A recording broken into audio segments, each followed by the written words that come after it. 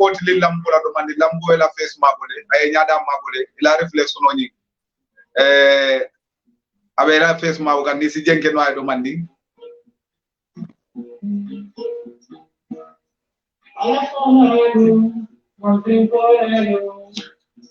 jobalu mabadi mulu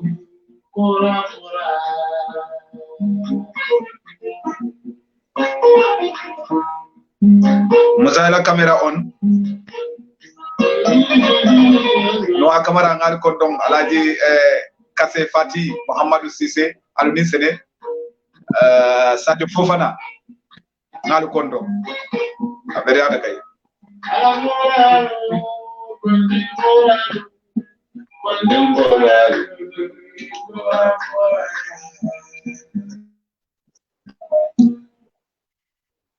madi tu kondong madi Fabadi mo muy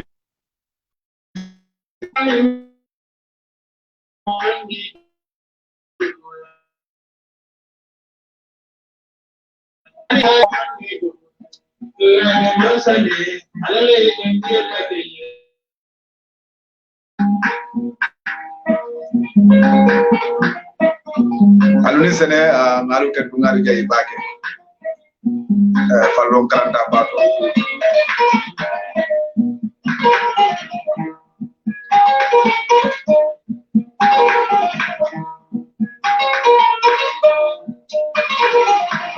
kemo kadi nge kondom bage kemo kadi e fabadi buba jobate ngal kondom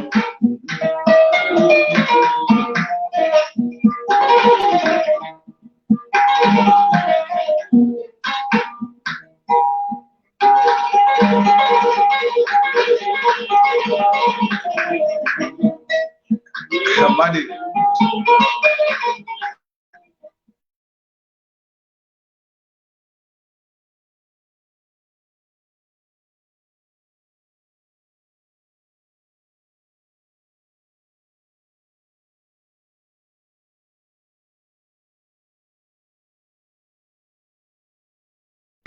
Matthew the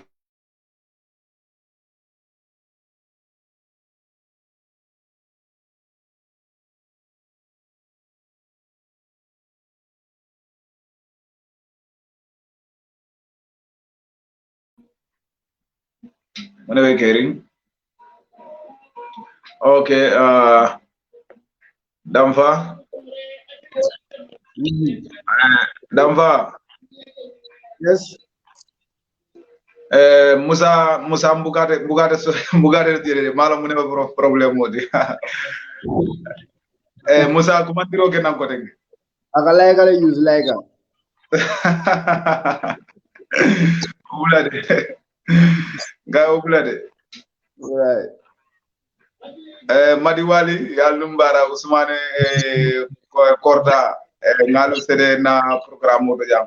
Okay, landa fa ila fonko ke muccu ba ila may ko ni. Na kenyadi. Na muccu. Ha.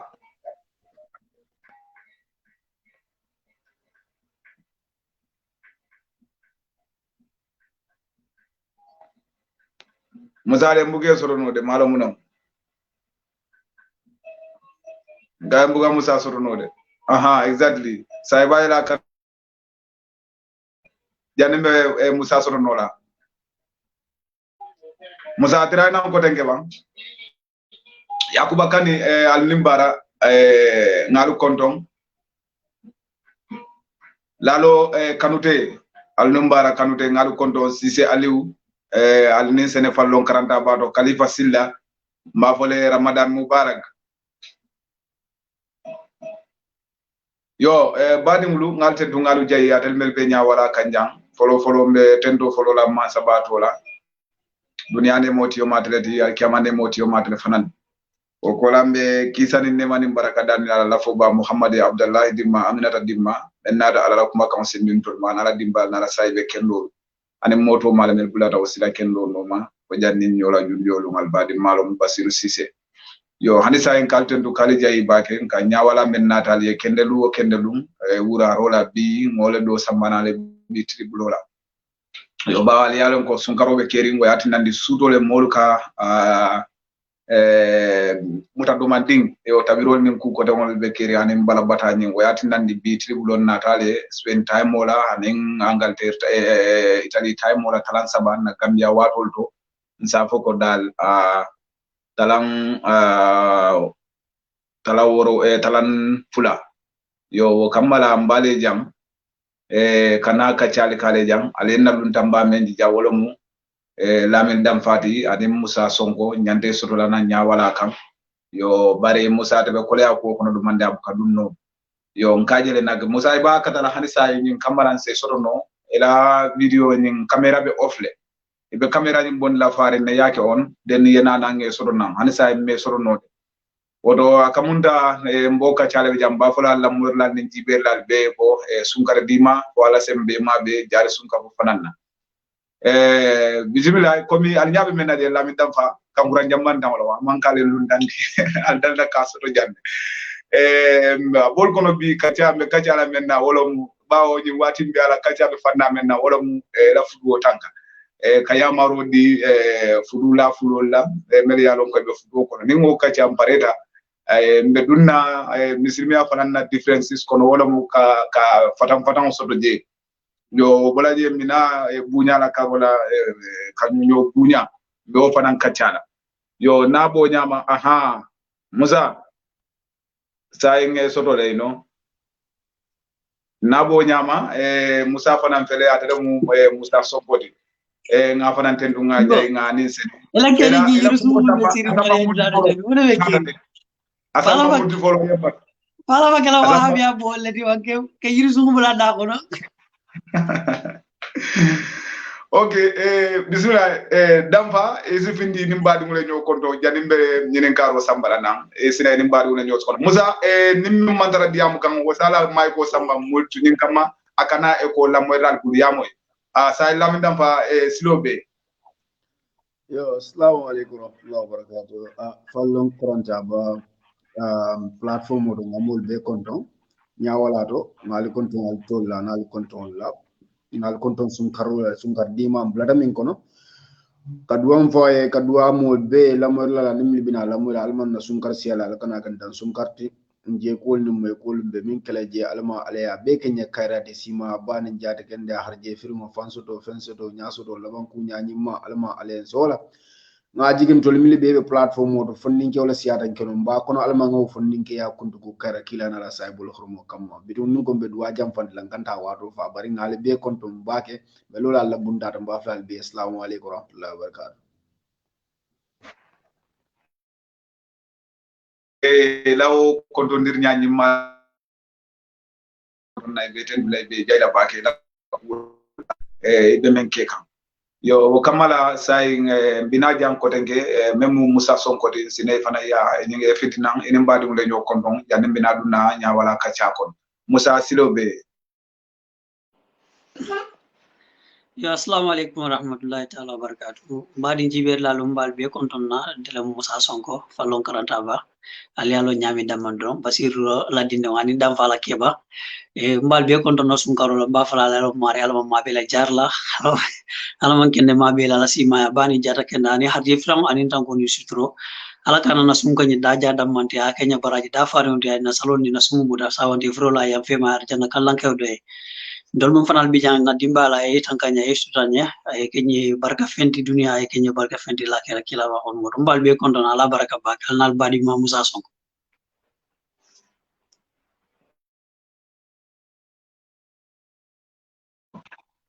aywa Musa baraka bake ilaw kontondir nyanyi mala nse wota bake badi unu fanan be jola ibe amino mutake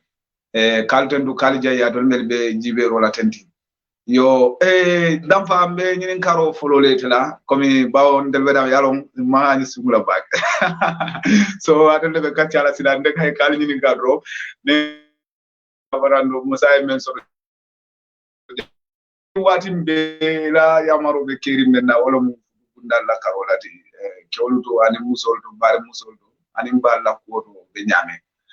abe kawa ku yari mbake di damfa ne akrosi baba bake komi dalla ka fo nyame fugol tema bare musol da katare de wato do bal fanan da katare de wota sinandi nendi ma hakilo to wala wulo kake wulula wulu woleti bawa ne musu kala bam mo wonde nanata wekel da way findi anno mu fenedi me alon ko kawa ku yata bake dampa nse bula se domandi fo fanalla ko mi ka fanundi badul yalla moy mele fududa ne mele yalon ko bina dunna ko yo bismillah alhamdulillah basiru ila wonyinin karo kumata bakele yaje bi ndenga min cross miente fongo dun ka diamu fudu wala karola ngamin cross because jamano la tinya fongo wara ma be asunta minna wala mu fudu wala bete abalia mune yo sabu because fudu mi alan ko dingo min sutta fudu ko no aman sudo ni dia kono anin kontano kono o dingo kana ke jamano e torolti nka jamano blem jamano labon bari jamano labon la tinyaro nin dingo la tinyaro anin mol la tinya alal se hako boy ndinya kumo fonya as jama sunta munela so to fudu wala kono wala na han kila sallallahu alaihi wasallam ya maroke cewalla nin lumin ne kam farin ila muso kamma ina kana kafu because o lumin na dingo bina imolo yo ni o mani kam fato dingo na da kono o dingo na kala sawula dinti so munen nyanda kala jan ya marodo fudulal do musol do anin cewol do wala mun nyindi ko beye lo dulato cewo komi ala fo e cewlel ke maral late musol kam nin cewol lo do place do musol yalan ko arjana be cewol leli bala bari cewol fane yalan ko wo musol manke jongoti kane ke jo yandi mobe lo de lo la wodo ibaje la fuduwani abe sone alale musonin cewo tema bari ni adanda wol fanan dam mala ko la bina because nim bitangol nim bitandingol nim bitambal me da bunde dingol la fudu wala karodo e go fengo fengi komi de yaaje nyame lafta la nyame lafta fudu la musonin cewo membe fudu kan ye tawole nyama ibiraje la njuro bina fudu kon because nintangal la mo mbama la ko lafta alafta nam nganna muso mara nyame hanu man dia ale ngalla mo lan komi ko mbama la mu menna fudu trouble la ni muso fane la ma bare muso na bama wala ko at laftala ala fudu taman ko to laftala nyame ibaje lo fana be fudu ni bulal problem mo nabi nakla sai muso ni ciowni always albert rafik non la albert la sonko la wado do fudu sina bang ni nga banta atra muso ni ciow man fañola mine kana la bankila wol be ko lay dol be kata la ye fudu fa hansa yena jenoke mi yala ngo ala en tol be fatandi wala mune ko sabu kanobe jele bari ño fahamo mantere je mune o sabu kewo man futuo fama nyanda fahamla nyama wala musoma fama nyanda fahamla wala badi mul me da bondi futula la futuo so woro mboro de dano la nyaadi le wala mnyiti ko mun ga cewli tandi la responsibility munati anin cewlu kaminje ko min ko futuo wala ka je ko min ko dino la ni ko cew mu maral la de musokan itla kanwala be musokan na man tilmi de nyanda ka tilindi baro ma itan dino maral kanwani ibayele mandele yake anin jo ya kanto wala yake anin ni dia kanto malam fo nganyo famle so anni musolu ego musu wo musu ala nin kila ko la eke malam musolu e jam fahamle ba ni e jam faham mune e hatin mune jarte te wala dunia ko mune jarte te munyalo cewe ala nin kila ko la saban nyaw min betele nyande kam min batu ma fo ka sujuda e nyande kam min batu wala mo eke mari say o ke mani la arjano bol ba ete muso e fanyinen ka ani dingol la deda bol ba e fanyinen ka ba itla arjana ani dingol la deda jarte mu munyolem ba ha nim munyolem ha munat ni te munyano leke yajele bara akage bala fa de fana waro dul musol kanyi munyo keno bot ciol ka muneke comme ngon tul na na sisi kulia anin komin kam fanje komin gonte mu cewalde ikanyine la responsibility la ikamusu tay ika tora man ika kula kam yalan ko amanke fudu woti comme be exemple o min dilo rom salve cewdol ni ye musol fudu ye natna wo musol hannin ayatara komin ko itul bare musol walle la broda solu ibe kuke ga wo musol le gaje nyimunna musol so as long as anana family ko nyande kala na family jongolti no o man tra musola fudu kuol kono salve nay do ko no ba ma e ka kurol ka kala broda soli fine musikendo lam yes a ngani lo so wo mol fo sa keno ye bandal million ko manke ila muso ila broda la muso mala fo nga jowa bari jang family member dol kaje komingo ni muso na ray fudu la family ko hani dinni mirol million ko e kaje ka wuli i balo e fere rek ye muso ye fengol besiga ya diala nyinku wala nyinketen e kamera komingo abe fudu ka wole andu wo manke dinoti amanka muso la responsibility program exemple lefta exemple clean di la musalve nte mu cewdi mbama komingo ala fengol nora nte sa kuno la mbama na arjano babla sa nyini no bar comme ni na muso ata ya ku anyanta kakle because abe fudu kan tele atabis ala nyini kan tela kata mbama la karola mala foga understand bar wami nyanda ka landa kan no farlo la mati exemple nte nani last asu kono ndara ngamba ma tra be nyi waswasola musalo ventel ya moli ya ko musola nyanda ka nyi waswas bar nga bolo mutabulu comme nte la wulula alam andu nyanda ka adunyo nyinne nyanda ka barajo nyini atebala kan na arjana nyini je nga nyo mutabulu ko mba waswasa la nga de ka waswasa na muso fana ya mutabulu ka waswas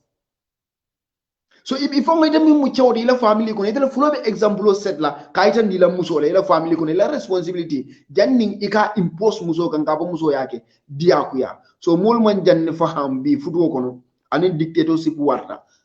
dictatorship ni because mu neketa ce woke ko ha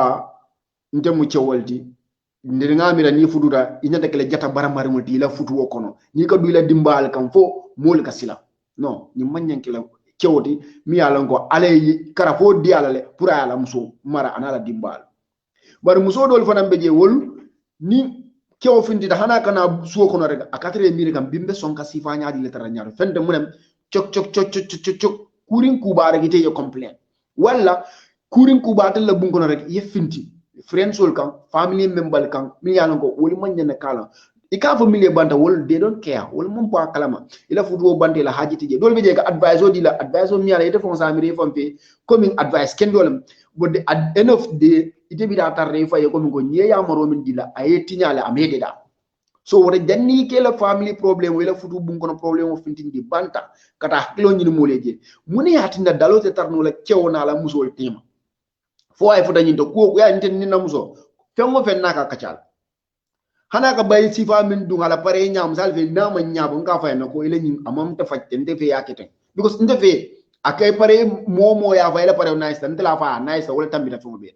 bar modo le cewdo i manyin soto ila relationship ko ne la fudo kono e buga nyim fo musoli ni musol buga nyim kaja muso e pare ke e gamira fa mon tourol la ita fula ya be to sonno mo ko na be fiti kam say munem e kenya kasila musola banda milike nyaabu bande kata wol jibe ite fo la nyande ke la muso correct first ya iten na la ko nyande ka keten na nyande ka keten ni ten diata adiata ete nyame ay ko nyama pour ite se contane ise fan tanka ka jibe roke bantala ba ni link man so do musol ni ciowol tema or problem olem ani another point because yet topic la maja mial ni ngada mbakala ka abula sorry ani another point mi mu problem o wolem ntol be ko mo muslimol lati yajele andu na society ko min siata je ka fa musole ko ni tata ite kata fudu wala ke ben dangoti e kana ke lancer do perfectly advice wala mu ajele bari ciowol fana nyanta ka advice le munam ngom mu muslimol da andu bi milka dino itandi mol la muslima kunda ciowol siata say wo ciowlu jumale ye munta nyoya kila sallallahu alaihi wasallam jël because ke jëllam bi naka ustaz ñol kono afanyol kono minka volunteer aka wuli aka la muso mako bolu ko bun kono fitola su kono murade mesen ni wala jëlu andu wala ka dino fo bari ñimbe dino kono munan na jebo ga fo because munen adole jang adole sembo warta ka je ko mingo musole nyanta ka beke say dino tutaje so always ni ado sembo warta dino tutaje be bula la problem wala kono so these are very important points mi yalan ko nyanta ka kacale cewli nyanta ka diamun dile ila responsibility min de fudo kono kabri ya muso nyini ite nyanda ka lon sai wo muso lo ko be ning aforo silo ko ite nyanda ka tilindi wo muso ning ay kuke mim man nyinya ite nyanda ka fay nim man nyinya so wo muso la responsibility be sikari ngabila ni kula kan ite mu marlat wo muso kan andu ngame ka wan lalla always maralla alkiyama janni ke siwutu fo ala se nyini kay la maral fi on ya mara nyaadi andu muso bolal kon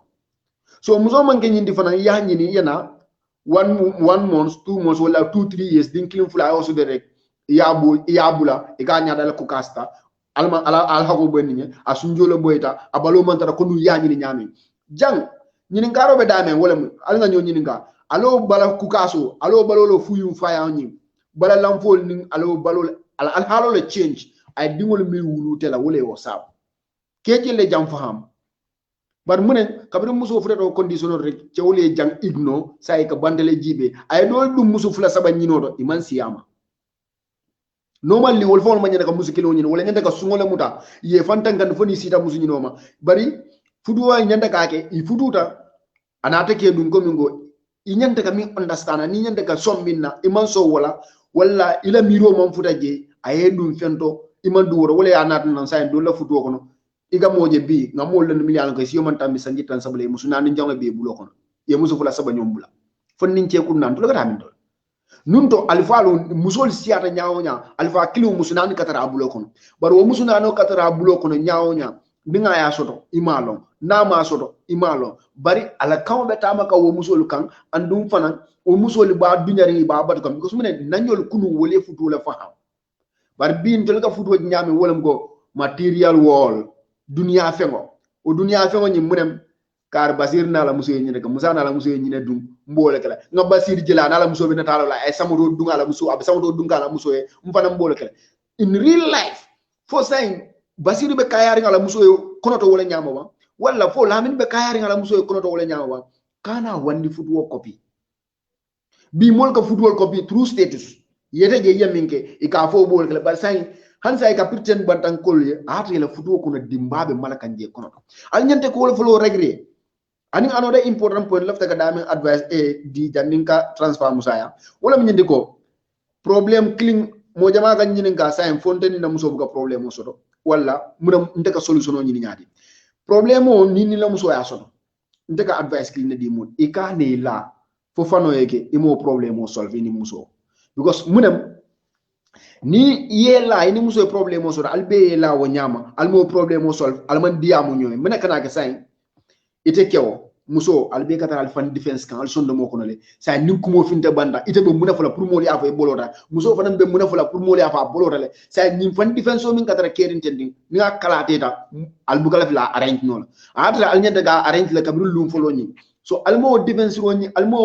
de daro min keten wole aldu nyum fan defense o barin nim problem ona albe kam faran tumo min ali de jannali ke la alsi hanal mantra nyuko muso kol wala muso e kol because jewlo gaji go ha ninteni muso ninteni na muso songo ga ntele ben na muso kol itele mu cewodi kango be tele bul akol ya fa lefta ga diamu en andi nyum ko mbekira manya na kala nyata ka ketende so aliya diamu kuloni fo ma jeko no ya fa e ko nyin wala keto wala diamu reta wala ni ma cego cew so e famma because nga fo mu nyoy ko momentum wala mu nyinti hanin tol cewlu nga mistake o me bari ci jelle ka son futuo kono ni mistake te ya vola muso hakatu mas dol gaje miye nyinke ibe la muso lo fan kanwol no aman ka wati because miye nyinga wala mi di me fa wara ison to ka ala ka min fo ko itaman timma wo mo la muti the same thing muso dol beje isay fon salon ko imam bolo bari de sonna bolo sero ke munem e ga jele ko min go ha sa en cewlu ni kede ting mol mil kamin fo yala modol kamin fo ani media problem wona nan e ba fle go ha you don't need a man in your life to be successful something like that wol be cewlu korto ko nyini kan kullo anim bancewo min ko fo so nim problem wona ra futu ko na janni ka de kela walle ka problem mo muta aka jamfa ala solve awato min na nyanda ka solve dani ya bula e jamfa ni nga jamfa da itina problem o nyun solve no la ayane dum kuto mi alon ko same bina fula ko ni ngalon no so nga post jam fulo do mandi nga musa so inshallah abaraka bake damfa ilaw kuma kende bala yo kuma kende ba men din se wota bake yo kumol fo mel yalon ko yo kuma yata surtout ngada mem moy wala nyindi go kewo ke ni atara ko ni na muso be kuyari walla kamfale be kono isakata o sudo e no muso kanela kadu ne dimu so do dimu ga ke kamfa do dimu omu kuleti mi alon ka kumata bake andum be do manni fayle ganja ni be fudala musala nambe ka kiwo dol fananje muso kono katarale katara wulla kay do wayre la bulu hana na da so manda ko e dépense drum alo kono ma ye wura kan dépense dem bulu fenge so yalo ne ani yoku yandi dinu ba kono secondly nana da ko tenke hana dari ko nyanda tala hospital leptano do tengi ano kono ando kono la ko nyanda tala wala la hospital leptano do ayne ya ko tenke yabe ke wuro da non ni buya do fana da rezo so ni akamunda ni muso mara de dam fayla mo kamendi wala nyindi ko woni ku ya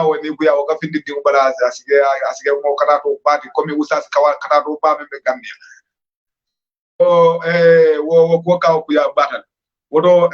mbe law ko mo sembendu yara bake midam musa no musa nge fanana dia mo moy iko fongo atondi follon karanda ba ko no findita je ye nyinin karo ke e fongo nata nyinin karo ni jabi wala mu e ka fengol mil de maño nyimbala musa no fa ka fengol jumal de maño bala anin o kotol nata ke muneti yemem fasaro di follon karanda bala whatsapp group dalilu rek ton mel be kas kata do la moy bo para wol buga fa yo bari lafza ya nati nan komi wonna falu mun di sale sa kalamu da mel be kalama wala sitari kalama han sa mel be kalama salon ko mun be kedi ya rafa na alfa man ku kensi yo bari bawo la mi dam fa mi ko be copie la na fe mo fe be copie la wa ku nda ban arab ku nda be copie la na ko to ma ko to wodo la fe dia mo fanana ba musa silo be musa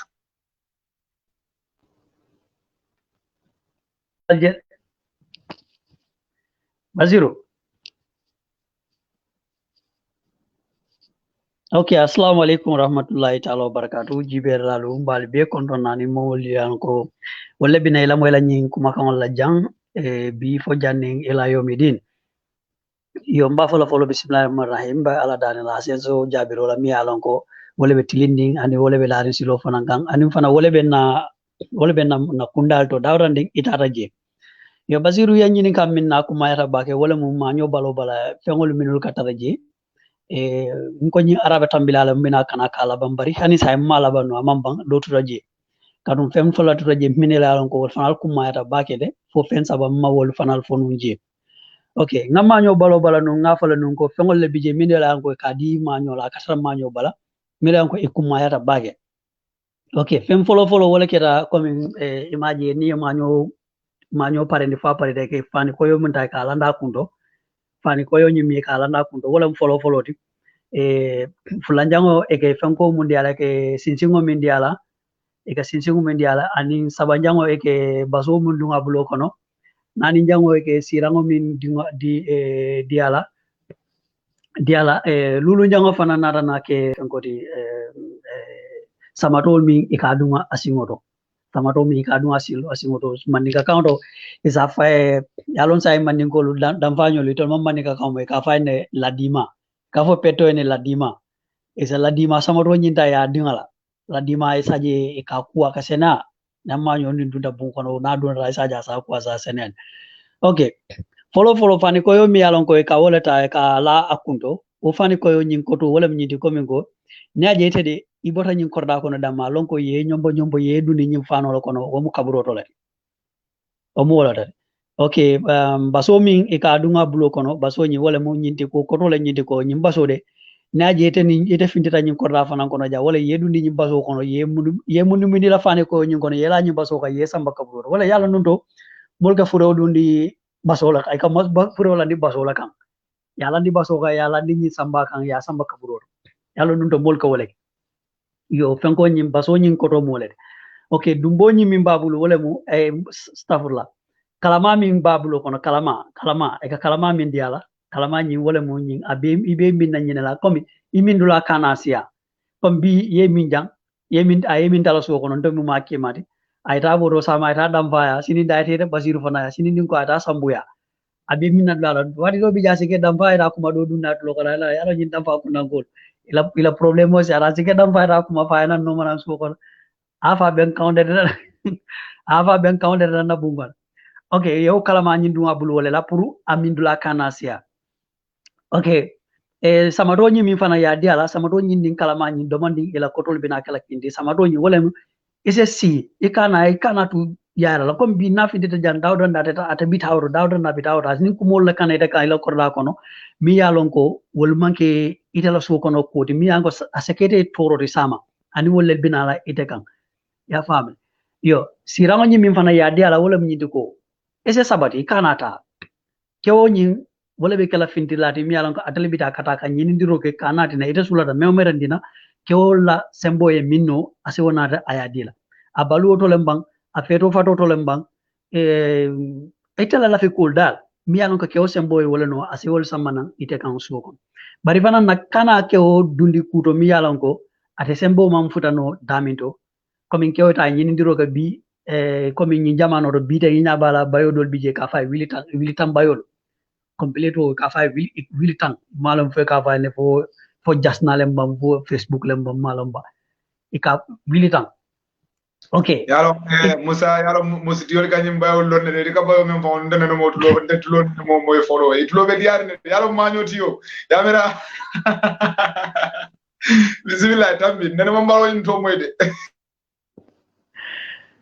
ilake yalo ne damfa abarna gambe amamme kunun ko la abarna jaji alon so bayol nyi okay o bayol nyi dabe kolari nyame bari ite ke ma sembo mom futa o dinkirado so ay mbasa nyolo soro atara mbasa nyo sana nana reka ko nya fatu jele we nyi wile tan fengolo ite ke nyina naten nyina a hapuntan dol fon la sado do dende amanke nyi mutalin talin lati de a hapuntan na sado na kozin lamo yawna sana ya ke maya futu everything be ke ya dundun yenna ade dundin kangol ke sa impuru kana ka program ndin kai akema man wilitan bayo nyi na rayna futo janyanta wolod lato de ndoje ko ate pare la tanka wilitan bayo nyi man yala balo bala ata dunna manta fintela futo janyanta mfan la sasa to la nako zingalo nembe mi foketen so wokamala komi yo fengo min nati na yo siram mun nati na ni ite mari la tamansia ibuka penjamalje ibuka kujamal leke maka mi yalon ka se ko le akol yo wati do isa fo muso ko ibe nyaate la la manka komin ko ibe mesendol bulale nya ko ni nyaate de ay ite jela de yefinki de hani de ikela nyala jandro nyina kanyande komin bi ni dunta ndala muso na dampala bun kono ay ta ñing flat tv taraje mi alon ko 71 inches a war ma baka tan taraje ay ñi siram baka tan taraje no bun kono ba nyama wala woti yo ay banan wol dingrado damma ay dum ala bun kono ay ta ñi lesa jet lamba wol television mun kam ta ko computer box mal ay otara lora tablo ka ajibe ya to sta sama ndenga banan do ndenga uraro ndenga banan do ko la damar rek avant ñi tele man betea nga wo mene keta tele la ko ñenta malo ne biya man sona ta wata tele la min ke tele ñin so afan ñe ko lafta tele la ta tele sana yake yin dar wala la fa tele juma la fa ñi la fa 71 inches television wala ngata ngaw ka bungon ñu ko do tende bu yalla bi na bungon do dia yo wala ne ko bagasol munul ka muso bala isa fa ko mun ka dan dumbo ñi min babulo ko no dumbo ñi wala mu sinsingo ñi e ko le tanal ko mun ka yala ay fengol le fanol dum fengol yo la kafu ñoma ye dundi je okay o dum fengol ñino ye kafu ñoma ñami ye dundi o dara ye mara ye tankun family ñim fana ise fana kafu ndi ñoma ñama ye ke no kilindi ikane janjang so wala ne yo dumbo do mal comme dam fa ba fo kan ñamin do ka fu muso ye ka benawti e mol sur ndi ñolo ye ka kilindi to ñale woti wo mu real facility se mol kafu ñoma ye ke kilindi ikane janjandi o fellulo le ma ño bala miliyaran ko e kumata ji bake e diamuta fe woro jango be jele woro wula jango fana bije okay fe woro jango ni wala mu coming ikafo mi akumaya da bake nte wate o ite o mokota o momor ni kala fe wala mbuñaate yalo mbuña coming say ye manyo nan ya dundala bu ngono akema ita nisi turanati na a julo sabana kala musoko ngie buña nyina la bi yalo kontano buka kumata aka kontan le sade mol kaje la ko he inna lillahi dam fa bi tura wala fala musa bunya wala la okay no bunya kata sai da muso sai ite be ke ma ko man le nyaade la ese doljo comme na bi generation ka fo la ke mañole ko dadi dol ba fly ko my honey my sweetheart bari wo jamano lay tol ka fo ko mbari on koto ka foten ka fay ko mbari o ya fay nkoto isa foten yo bari nun to nun comme soto la kenyalu mol buka wo na fulo soto bake isi tay si dundu nanna ne si dundu nana yo fa moy wo tay mola ko kontan si dundu baka don nana yena ya mo ya fa ya diale kay ko ike may bunya ni si dundu la so mol binil be bo la ni wol bitala wol ni wo tola kata nyale he dam fa la si muso bunya si dundu me bari bi jamono ni tare hela muso si dundu fa we Masiri tela la korda kono ngai tela la korda kono wolumala wolum ite sise dundung sigana ko la fayla muso e ya bunya la ya bitile ya sise dundung la fay ite la korda kono yo okay say woro la njawni wala mu ka dindingo mu ndunga bulu ka imaje ka safa silim baro yalo dam fa nyol mo belon dam fa manyi silim baro ko lo nyilu ndesan dam fay tardera ise silim baro dunga bulo kono o silim baro nyi wala ke kam ka kide fatalati je balal nun sain ko muso wati tambita no muso katal fa ke bayena ya biti yo bar ko mi be jamano mun kono de saji ma nyo nyinga setara dindi yare amandali korda nyin kono fan isa biti ya sambaje yo sa na mandali o korda nyin kono la o ka siya surwa kundal do fan saji se silim bato diala se dindi udunga bulo kono na ta nyoto o dindi onyi wala be kala fa kide fatalati o dinklaro wala be kala fa be kala de malade yo dindi mu samba o dinklaro ja wo fananka karan ke tele bulu o dlato de ay jika kendo min a jela jabo jika kendo sambal ay jika kurun min a jela jani o jika kurun la bida wala na o dini o nyim fanana kuma tele comme ite mi yalan ko ya dila pour ya karan ni jika kendo la sama ani weta futu dlato basiro abaraka baga fo dam fa ay ke gunde ani ni yir kundo min ba da ko na bo lugu la khal mbele musala kumo moy sonko ila kumo nyin kuma ta bake ila maiko bondi musa a soromba okay abaraka bake ngala kumo moy akuma ta bake musa nyil mil be fo fana nene mo lonu ma nyola num bari ngaje ko akuma ya batale comme mbe na jam faaje kacha do man dindindro janen be na dunna wala dala fula nyaw kono wala mu yanyim meli dite ando amammede lokun dambila songo boda usasu kunda boda songo la ko ala muso e bay ko le ka kumudo wal ba fala kul jaal hakko zakal batil innal batila kana zahukan ako bidamlo ayabe bondi je wotombe ala dan la ala man ala mo be tanka jahiliyama kadu ni jahiliya te fan folo ma yara fay mantanolo yalo ne ite ka kudol muda kudi yara fa wolte wal mu kuma balle andu yekuma da kilim fo mboto nyande lefe bakki wala mu nyindi ko folo ni sambal man soro yalo fure go mon mu ka jamfa wono bakki wala mbeje karab la ngatam wodi moy ka mol ke basole kono ya fa nyame ka mol ke basole kono wala dinandi ma nyobulu desan hani bi comme fonkole ke ringa dondi si karol tara bun kono nyawnya yela bun be karol be laari bun nyaw santo nyawnya ni mi manyo kala hani bi ka basole duala muna o baso ko do mu nyinatu ko fente nyum ful comme ka siflo men si sabo men do ake wasio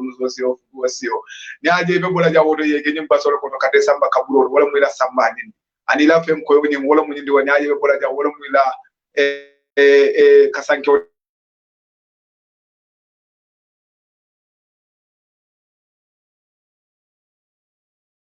kina ala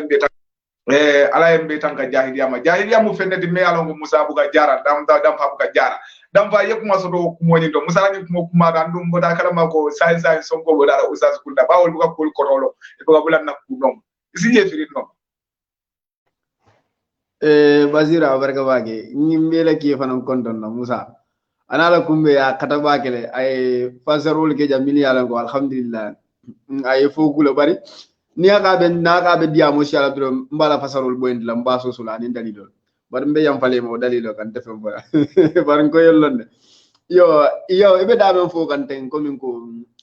ado anim fanam nimmo jahiliya da kuro ma sibole yalla jahiliya mo kuro de fembuga jara fo londo ha ni mo so do fata o jahiliya ko ma sibo do yalla bi moli mi mutanu fo fe yalla ko ki so do wande ba jibril jiri sanya fatam mam fanga alon ne ko nyaada be fe gerinde sungu kande faare te buga sadi sungula sunganda go bona ko konkole be na to nyala de kunum fa woni ale muta kunum be savero la konkole be na mala diamu la fa bismillah dam okay afa jibril ya baraka nga konton yo yaje nimmo jahiliyata afangoma komi ngo molga minji ha kila make bala fa kumolam nin denga moy min nan ka moy bala faale mu yalon kila mo minke amanke niyo ke ibita jahannaba le wala min manke kila nyaala ila ado sallallahu alaihi wasallam o manya ne kelenta la ado do o mu filibante ya kuma balti because dino na dalaka ado bambande milisialon ko isahada sain ntelia ika manyo ika bayko yol milla manyo kunto ika akoto munete ni akoto jibe fulanka folem bam fani dino nyo wali la faman dino wa ya maro mimbo bayko yo nyin koma womu ala sogolde fo ya maro fo mo ala la kumolde hakilima be nyande ka yale buga ko santo jibe kumo e mune firin ibo wala jibe la comme ngo nimmo diamu de nyala ala diamu ite mimmo eje yemin fo hamuje ima nyinin ka eni wotata yakiti wala ni me cegu be fan judu bela misalo fe be misal kilim ko silaliya misalo fe basiru salifana sita nyede basiru je jamu ro molbe dunke be salikan ngaji basir be tambikam abitaka aman dun jamon kono jannim bawle basiru akayban naka dun kata jamon ro salo wala yar fo basir bu kasali jannim bo fola nyanta ka min folo asikeno asalta nan jaman dole to igam fa amya wala ninga basir la moto nyaato je ngamuso je sirinje nga basir je ajida adunda marso kono la adunda dulan jannim bawlo ka ke nyuna wandi muso la ni kata afoko he asikeno nyimala musolti ika kuol ni ika kotole ni misil mol nyanda ke fan tankandi kula mi yalan ko imalong ni mol de le be ado keke be kukela ado de ita malong ni karo ke wole bi jamano mol batan wo ustazo min balanda nun kama nyoye bay ko la la manyo kundo kul jaal hakko jaaxal bat kul jaal hakko jaaxal bat fo manke alquran kulol tiba ibnan ne ka fu manyo noma manyo fuo bantale kense ya banda kalante ya banda so be annata to nya lota ilota fuduwa kan wala mu to nya betulo wala kan ni mu fasarolti bari molika muslimolika wuli e ka ko kele because of amantara arabo adolto wala amantara tubabo adol din kaja manke civilization wala manke dinoti hani ndolla ado ma adama anin dino ma nyowali aman dino fani yandi ama hadiso fani yana ma wali wala ka fugo kila man fem funyin koto wala ba nan dalla ado to bula wonten to nyaati hada ma dingon ka fole yebola ado ni lay yato ila ciosano fure wala muti kana fo muslim wala munte mbita mbebe kaluga ni ita mu fure wolti man tarata because wo muslime ana daga ado la bambandi hanni janni muslime ya kana musufula sabo fudo bentilla afrika le janni muslime ya ka futaje bar kabiri muslime ya na daga ya bambandi le bar adran talla ado la munun kunu bar ni adran muslime ya baynu dalilo na da ko muslime ya bay bi ya be baylele nte bulalo ado no maka kunu na ado le bi muslime ya bayle han muslime ya bay tel ba no man hani so wal mu kula de mi yalan ko hani diamu man jam faje woto nze tawun tabul bari comme yafu nyame jahiliya dorom nimmo jahiliya da kula dorom ma si bol ka do mo dro ata katro wol kono dro anda kamira atemi mira wala mo to nyaade so ko nyalo de nyinga ha kila ya kala famaki jelo la kam muda so abaraka baki damfa ilo kumo senyata ala kuta fanan bi de wala en kuma bukala je sayro usati beta dal bakila maka dan wol yo bari ni nata wajibe kila make makuta wala kila afatan di bangna hajo bolo yaje bari hakilo buga woto jeno musa fo fen sono ila famel la je janim bita diam fula nyawdo ala min na nyinka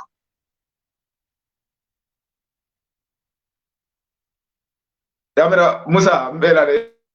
yamira de music la wala no basiru comme abe nyami damman dono ino dam fa fo nyama ya senende le set woto koyta mol male fer comme mol nyanta fa hamla wo nyamal yo comme wati do soto non ka fo ko dina o dina yaje ni dunya kono ni ado ni ciosano mandara ko madam man don ko alon ko aka mundel ko min ko hani say fenna manketa kamunde ba paralyze ndi kanne ibo dino nyim paralyze ndi kanne no dawno sa kadum hani atrebe o Saudi Arabia nyolo o Makka Arabo le mo dawra dine ado ni cosano be bulle ko mo dañi duniya ko mimba balura ado ni cosano te mimbulu ko so ni man ado ni cosano bondi nyodo dino kono damandro e felenti be mistake gol natila na yo comme o ustaz o mi yalan ka be balandin e nyim fani ko lala muso kunto dolbe je fanki ka balan ngakki baro so do fana ngakki baro so do le fang e ko mo be je le mi yalan ko ate fana balanda la pour ala muso fango ka ku a balanta wala yo amanka komin ko ni e ku ka kosolo bondi balade amanke ka kosolo bondi kosolo amol ma o foyde bari ado le mi yalan ko ni be ne muso sika ya sambala kema ya damandok komi ke kule ye parni ye samba yita ye futa nama kay tan ko mun ko biyo kay nyinde ana ba mala kula ba mo nyineti ala ba ma afa ala kabilo kono yo ba fanan ka nyine tan ko mun ko dede nyine bente ni ndiwo tema jandimbe fala so mbato nga nyinke damanda wo kamala ni asika ya bondi je ya ku ya samba kema ya don abantale fer ana ba ma tema mimbe je foni mumo e ala batote asa ba ma bunya aya horma ni ngo kunyo to mal bari ka fu ko min ko koten kudole bana ba ma tema ko min keri koldo manyo bito wala mai la last je yo sai ni de balanda ko ye la muso ye fani ko la ka ngaita ma koto nyillo namira fisia dale yeta yi nyini ngaro ka polo mune adina ko nyul ka nyim fani ko yo la nyin gondo muna nek nyin dumbo dunga bulu muna nek nyin kalama dunga bulu muna nek nyin sirango dunga bulu ni malo yeta yi nyini ngaro kadum de fanam no malo nanu bari ndata le ngani ninka nata ngari jin ngaje ko min ko nyil ka nyimi important to nyalam yo siran ko do muna siyo fani ko mi ko yale kundo ni mo fare ke du ni muno ko ne ke du ni kasan kyolo ko ne samba yela ni samba ka yesam yo sai ni da mo wolbe lo njeti amna ko min ko wolbe bidan ko le ke kam bayri kila mage bari hani kila rasul sallallahu alaihi wasallam bar kabira ta fam fare adundi wala kono fo ma dundi fani ko yo lo ko ne ta ya dia mariwa okay so sai ni da mo ko to lo njeti mo pempendi lo njeti be balandi mol ma don kat yere ni ngale ko don kila mage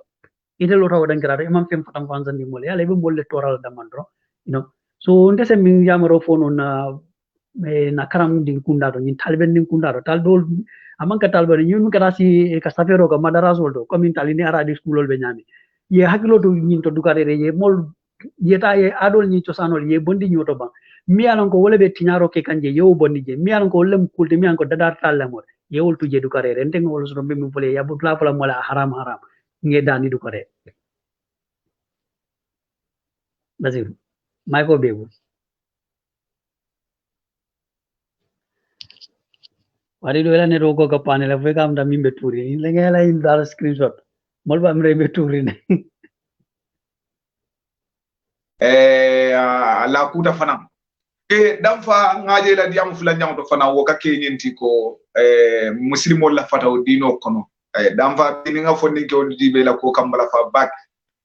fondin ke dindin me alon ko sign no nyanta do ko kala pour kala sama daga anin abina dimul mel soto la nyen kamala ko li nyaato ja be o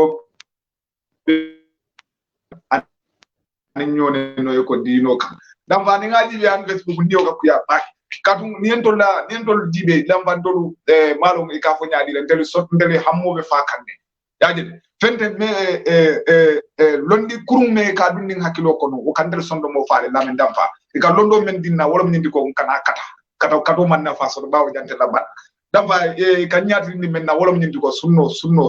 ne sunno sa damfa waya tinandi dindi merem sanjir tan ni fula sanjir tan ni fo kata mo nga ka bulo mo bera fe do kutana meti dana fe mo fen dala ko abe dina mol attaque la do social media to ba audio to ba na mi mo da si ayone ni alfalo mu dinina a haji ta wala barakuta dam fa ni gambalo fa ba ke dinni meram ya de siring ako do kuta fe mo fen dala na manke ako adabe sunno le balundi ka be mol attaque la mol ba attaque dam fa ko ka ko ya da ba yefen so de min fala wala wasiru abaraka bake yen bunda min fana ma bunda la mi yalan ka kuma ta bake akante famo bala fale yalom bi kabila fa dinniwol tinyala ye jutundi la alfalla la e gamin fo e wala nyindi ko minga albe sunno la balundi kan alfa wol man sunno la jannim be futalo woro ya jante kunne basir nim mo buka wali kanan tan ni ndiamo be la mbe mol jabi ka mol be njabi la ntene mo buka wali de ile min fo ni wala ka wali mdolu mfaham tamine ni mo la kuma kan ay wali ala kumo ay min fa ala miro inu e wali bar mo nyim fa inu kana wali so bar ntol kabrin na fondin ke la miro frere nyon ni mo la kumo wali la dron nyanta ka kele jawolde nyanta ka ku jawol la ngani ay nyanta man la may ket e kam mo je exemple o misal ve bi basiru ide fe ngot seve Facebook or wala yelena talo je Facebook or fen seve ta kunto misal ve yakula achieve wala ku kende yolage mo atarid la fonde bari basir lam atabita mi no comment you fool you are very stupid abetara nyi nendro la ta fo ma read fang mu ne be seferinge so yaje wo mari ayete jato fang la wali amanki la cold wala ka minke ñu ne bento la mo fin kundan especially Gambia imma ninga nata minna ka fo ko mesunna balum dole ye ban ka do ko ke ka mechewul fangol ning ka mechew fangol ning kata do ko la ya be ke ni ko min alquran hadiso karanti nyanta ka balu wala o fangol sunno wali le kamol karandi alquran la ni hadiso ya ay sunno wali le kila ay saybol fadanna male ika hadiso mi use ka je ko min ko ha musa alquran e tanole ye jomutaje o hadiso be diam ka morial kila la sahabal miliyem alko e fatihata ye jaralo ke mol mansa kewla ila bayim bayim kon fo inara ka dol ko e saji koro diala riwaya do de ko e saji do bar be ngo ditela ya famle o dum man tra karandiro la bundal bari ni ka ko do mu da karandiro do no problem bari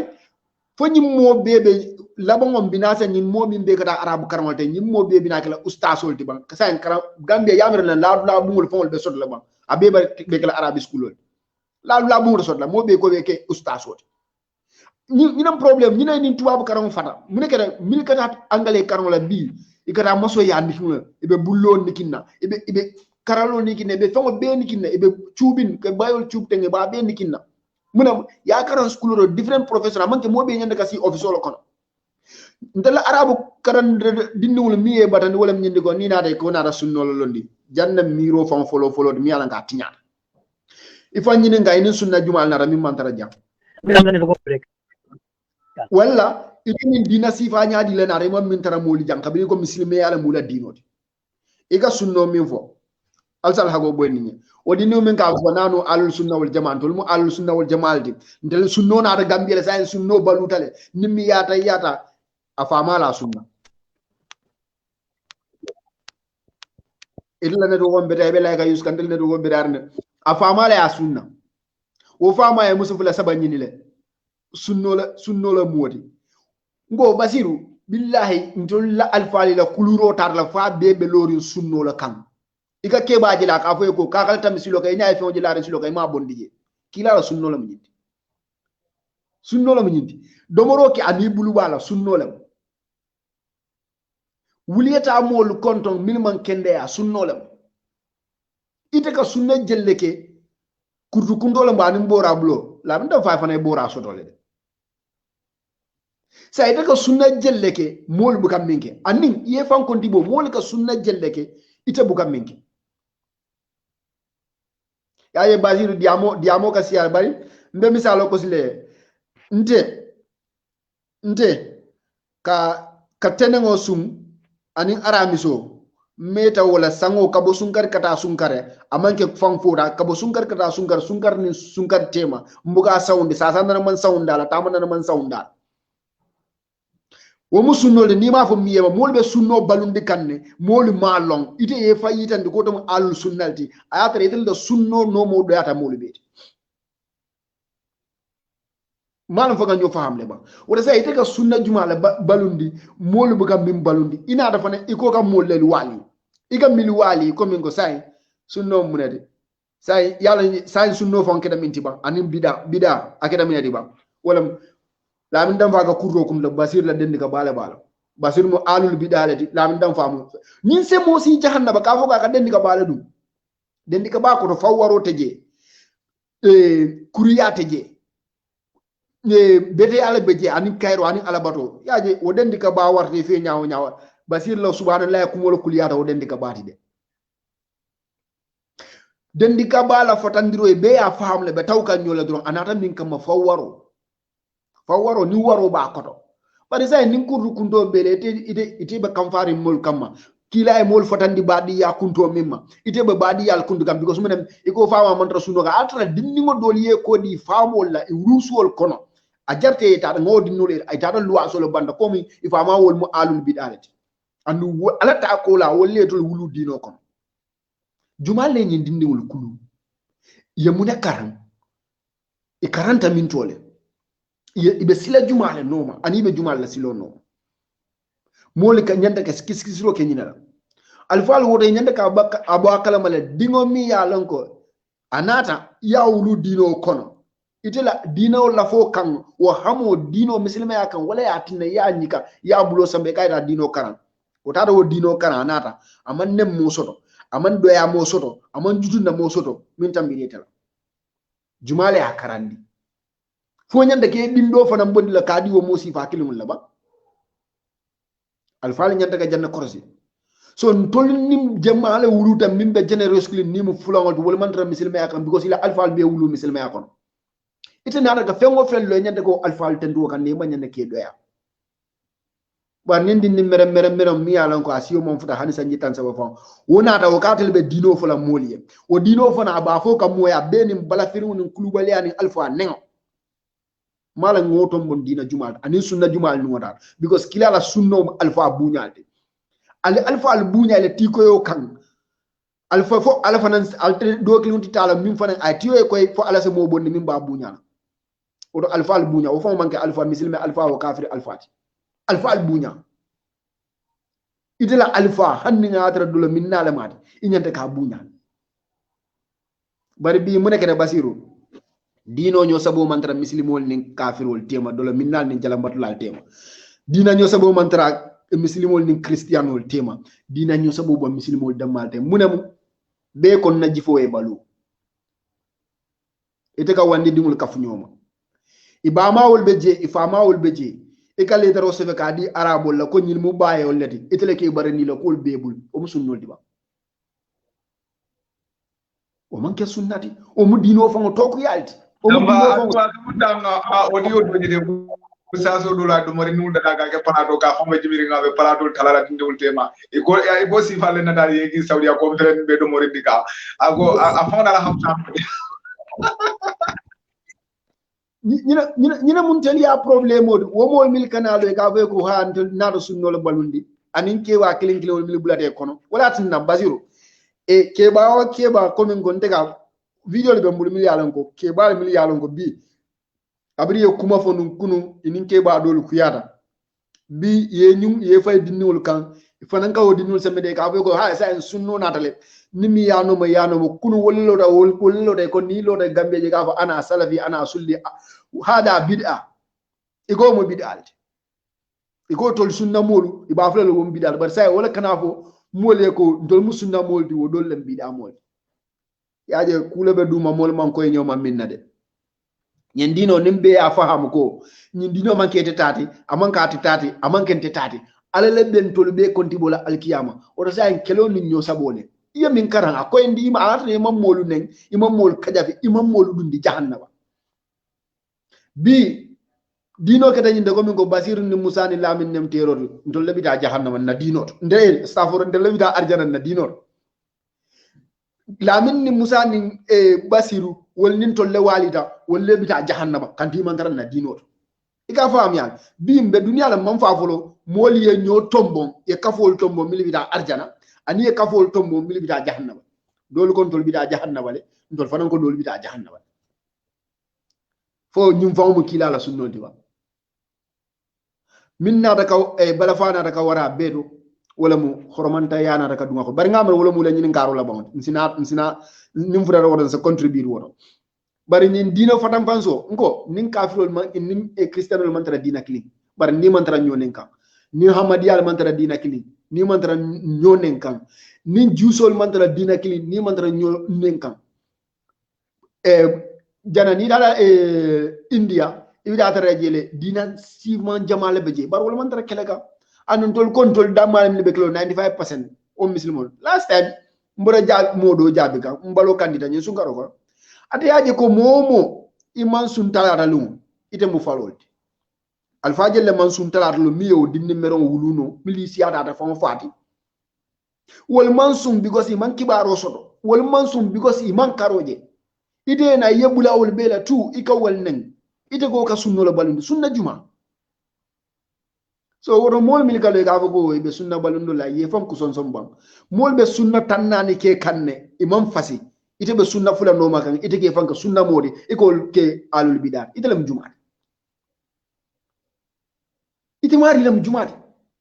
because sunno sunno siyata million di basiru nte ngaje te kam minke walla nte kam minke nte ngamira wodam malan sunno do wonya ha mira ante ya fonde kere ngo nde hanimbe baye sigulo kan fo nimbe mono kon nimbe baye sigulo nga fewo jam silo kan mi yalan ko abe mol torale je nka baye sigulo lon le nga siga ngabon de silo kan mfama la ya fo nyoko sunno lam so ede kon kan daga na fo ko mfama ko mbaba ko muna nan ta fo mfama la ya fo nyoko kila la sunno lam nyindi nde mamuta kila bulu mfama fa na amuta dole bulu andi tamen ka mo le ko kana fo ntata ko mbaba ko ita fa nan ka fo go bun bas ko fawzani ko usaimin ko won mo wandi tata ni wandi baba leti al kana ñofia ñimbe fe mantara ko wala ka judi fongola ka judi la molla ka judi la koloro la anin ka judi ko la mol ya lon so nze woto chance do bula woto folo ngata ñaaro do mani baraka baki dam fa la je seneada ngole fo ni balande la alfa ma wode ba la be sonna wande alfa do man yo bi si kibarul be lamoy dam fa la fonko of man okay isi lonna be moy be wuri na andrega sunno le fe ngendrega banay dam do ke jam fo bawe buga gammo ke male ga kawande sifa do le ke katini ko manina nasi yoto la ku do lay ko datale muhadara yo muhadara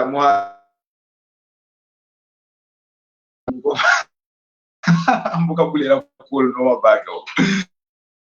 ye na di nul kafu nyoma e ko e bolela bar ni na ta be jibe ka kitabo ne be fo wandi falle tam wodi wol mangi kilala di so jama fa buka nade olom karle ko use minno ko fawzani le ko fatangalle ko anul fanan ya fo nyame wol mu wandi ali falle ora kamunda ye wandi fale ali fallu ko tol fo ko ka fo wolle nim fo mu jayro le tin bare dol do yarati o nim fenet me aro ko moda sonnara mbo fo la nim mem fate famala ya fo fate famala bande ba ko passi ko ma fe on fe muda bulu ma fe on fe muda mo bulu ko le fara because folo ndebu ganna dalilo tana mo nte mo boy kunna mambata je baage kanna dalilo tala ni ara ko bulu ko ko fangal la ja wolle de tubin wala nandi ani sugu me fele di de naaje wuldan suru balo sunta wuldan do sir muktar mo le folo lamma nanda wasa bule folo janni kada do moro ke folo because ngalla duna karo mande nyaala biringa ala mo do sir muktar ko ndondiro ga ko karoje tatro no suru balo ko nira do ko la wala nyam ya nyiringa munan fesu nan ko sundan nde buga sum ma wande karjo wala mo mande tubindi gambia nde tubita wolto wuluta wala to ngadi no kara wala to nde sunna gambia karola nde sunna mola karjela nyano meyaje ma fo Microsoft lombay kamelo nyaldo eta karoji nyano yaje wala yeta fo sambala yaje nyano yaje la bango kan de makute wala arabu du mande tubindi moro ko dune be janne balo kan biade be janne jang moro gol mel bijay mu alma mo dijay ka moro ko le pat ne moro ko karoje resen Pakistan mel bijay ka Pakistan ne fekk India no be India la moy la Bangladesh be Bangladesh la moy ya onda ta Turki be Turki la moy la ya ba mi nan de Gambia di do Saudi man tubindi Morocco man tubindi Algeria man tubindi ndanga ta so ko fa wolle karoje ndake la bi ndake la sam na mofim alifalu mel wuruda Gambia wolle nde kulu dino ko ngadi no kara wolle kulu lada wolle daji ko la momo ni bet bi kadu mo mandino fonte nadanda wo molle lan debe kala jahannama dimule wala be kala kafir wolle kadu wol mantal karan imam bonne ya karan ya fam so ngadu mandi mello no alfal mel londi wala molla karjo batla de buka mana de kabirin Gambia nyum kunta ya ko dat jede Gambia karjo mesu na wol ya fam le karo galo Gambia le mesu nan na Gambia karolla ani bi to am buja den banku buka sujura Gambia no le ka sujura ni man karoje maje ni aji han lasiya nde sunde wala la jamol be salola nde benna suma kadu manda sunna Saudi ala manda sunna Morocco la manda sunna Algeria la soko Tunisia be sunna Gambia na alifa lu mol le long wala garandi dino la wala londi fion bela ya fam janni meta Musa yefen sodo je be la la wo la ndam fara ko mo karo silobe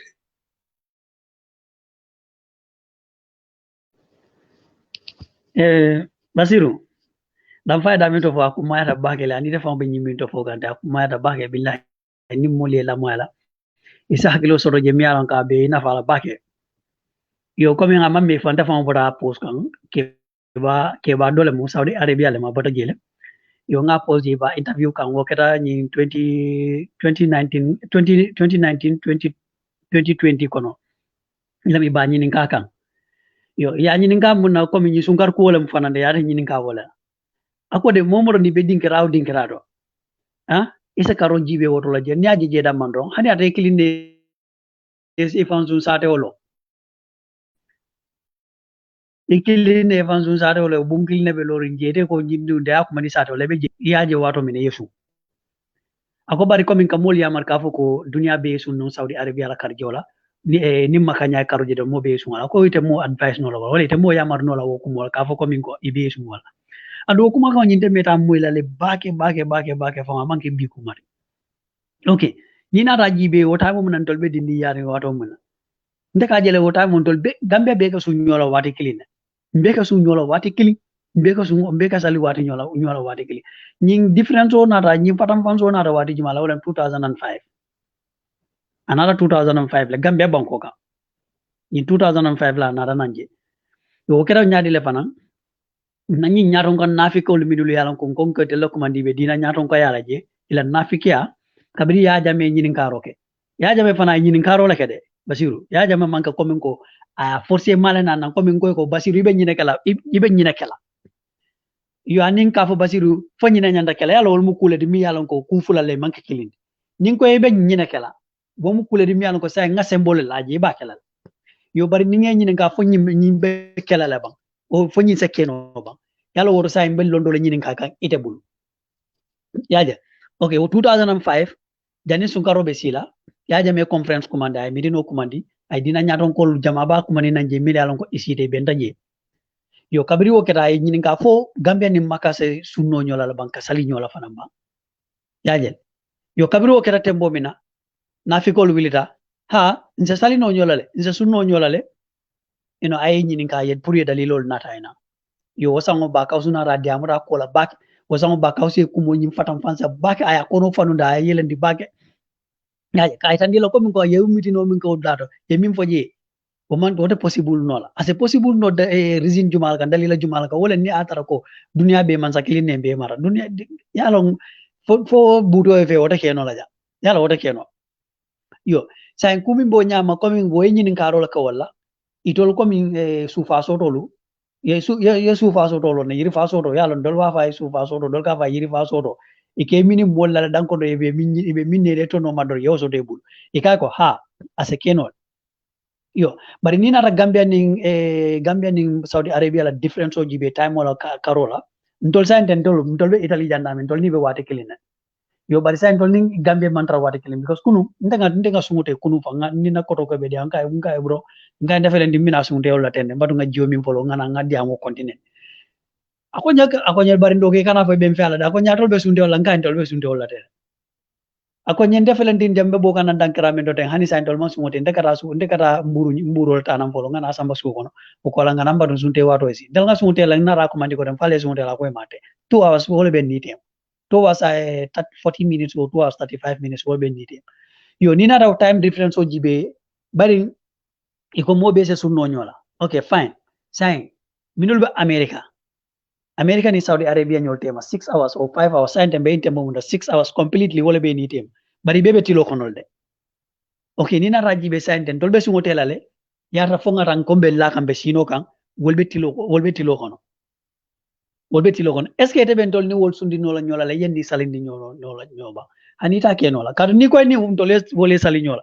wala tilo la arrière nan koma on to latilo avance nya tañato nie kanya ngasali nyola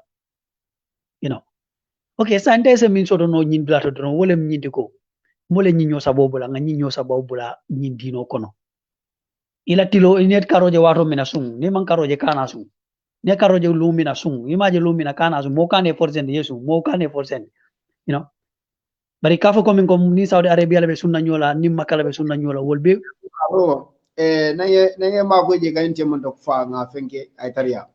yalo dalila sembe je mi arna te possible la non wala mgo even scientifically wala ndega fo science nana mon alquran wali min confirm fact dunia kono karose bono dulal to tundol to mi yalon ka bo misal be saudi ay bo bi saudi sama bo africa sinin dinga bo america rotation la kenya nyin kan asikeno la bar min ko monta wala sinya fula dunia kono anum fana min keta serum ka ban nin saudi sunyo la kaje tariyam do nga boje nga fonko ni benge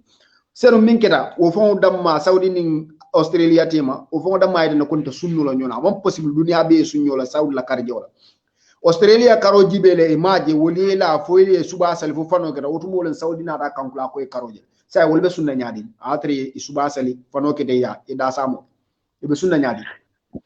abakole ala logic damma ya itan ko min ko ka fo dunia be sun saudi la karje wala mon possible ate possible no la so the only important thing min kumara wala millier karoje ko ya marona ranya nali ya jali sun saudi fo munat na fo mol fo be fakan saudi no ma pour la fongo saudi fo la mufti fatwa ke le haramo kono ko mol ni saudi to sunno lo nyolo dunia be ni saudi to sunno fo na alla karje wol benda this is very simple iko mol million ko babula la wala no mo diak ya wol ka albon no ma albula ala no ma iko hani alanga tammi ni demondo dugare ni demondo okay Basira baraka bake dampa woto koindi woto mueta no ami nanga aya punya mi ngara din kara do ngani dado la sawosa betwa ni sabala dado la halo nde ku kilingo bende bulije o ibe wati kilimba ite wati kilimba iko nga suila bang iko kana suila bang nde mambata o fawol bedo dade be wati kilim nde ko gambia dalila ni mo yala nde mam kuila dalil nde ko gambia ndo son dantal yo ayalo ndefu ka bataje o ibe wati kilimba ande buka wati kilim fawke dalilo ka fo imbe mantra wati kilim mantra fongo ndego ndele ta kala bawo nde wuluda gambia le ndo londi dino la wolle la kari jola nde bolo madama kila ma fongo kila dum ma fal qur'an ma ko so mo mondi ya fon detata ndebe gambia ko ngalte ndu wala bake ngal jayi budum la mi dafa mfelenga wati kilim mondola wati kilim minute tan anin kilim wodi am odo sai ka atari andi doro mo minute fulani tanado diamu ka badi un konto wala anin sinyo bunya no nyaade wato banda bawo nga fo nyami so kono fanan nin audio jam fata ka jinda ka kolya wala bulu bake yo odo ar sibadu ana fajam budu fo wati kote inshallah Basira la mako bondi nyindo mbe nyomo nyola after audio nsa kuntu ngake fulati you know pour fonko nyin fanan ase soni amul bul kalodi yo be da men kaka wala hormone bunya ten yalo basir wo tariata bake bi ñu hormante ya ni do yaro min be ke ani de damba lamoy dole fode kuma ngani kundu ngana do ta kum bi tem ko dengema ani movo ninga audio nyaake audio da fulati okay ndera mobile ko keno de joba keno lal kono jele fo joba keno la bismillah wodo nga continue budu nga mondro la 2 hours do de mol ba no la kay ngata ma fa 2 hours ko kamade ko min ko lodi ko 2 hours ko lodi ko wala ndanga na ko le yo nimbe dending famma e fongola kulwoni daji ko la nim famma jio kandu wala ka nyohor ma ka nyobunya basiru wonyanda ka tariya bagale yalon basiru minte diale kana ke mola ni talo rabbi komin ko min kan dafa dimi jama min kan dunji mol jabola 1004 mol alfal nen kan tenti munem ngaji le ko kamtala alfal nen because ni koko momo ka moriyake wala momo ka nasoma wala momo ka ta moroliya ikata jalambatula leya ndakata moroliya mbama kata moroliya mfama mu mori balti say ni yowol be ka fu ñoma yenen fonde ñanta ndele la bo ni dam faata diale pour molier fama nen dam fa kana wandi fama nen kana folo mol fama nen wala bari afan ni fana yaye ustaz ni fana alon ko molier fama nen at diale kana mol fama nen ilata minna wo fo molier kulu anin fama jiyo kono anin daji ko kono yaje kila sallallahu alaihi wasallam ay mu'min dindina dino kono daji kola wala siyata ay mu'min dindina kawan lol mol ka attract kafirol min man songama ala daji ko e ka songama ko nyimmu daji ka malti nyimbelore min ka tonya han min man tubi fa e ka so e fon ka son tonya nyimbelore silo min ka wolum tonya min o sa daji ko abin ala pareta jamun alquran ko nay mun fa ka ete daji ko wala nyi nyata daji ko be ama fa ko e mulungo ama fa la kawandi nya bar han ala fon ka be yamaro kele e alquran ko na kawandi nyala aya nin daji ko la samana nyola so muni atne ite min ko mislimo lo muri titanin daji ko le ka diamo mislimo mine fon ite ultra mislimo ya ko muna ne diamo lo woli ya nun kulwo nin fam majio ni be diamo la kafiro le abebe soniare ibe diamo la kafiro le abeni daji ko nun kulwo ibe diamo ka mislimo le abeni kulubali ya nin daji kan tayya o manna ke mo mislimo fananti de fo mislimo alfal so woro momo ite ala minte diale kana kela ite lafila mole min kela alfal kana kela comme ngamin tam min do min lota no min lota kam molu neng mil yalon ko wole sumu dadi arabol kandungo ate sumu la di lumi na wol ma dadi wala alfa jelle bo molu kono ite kam milu neng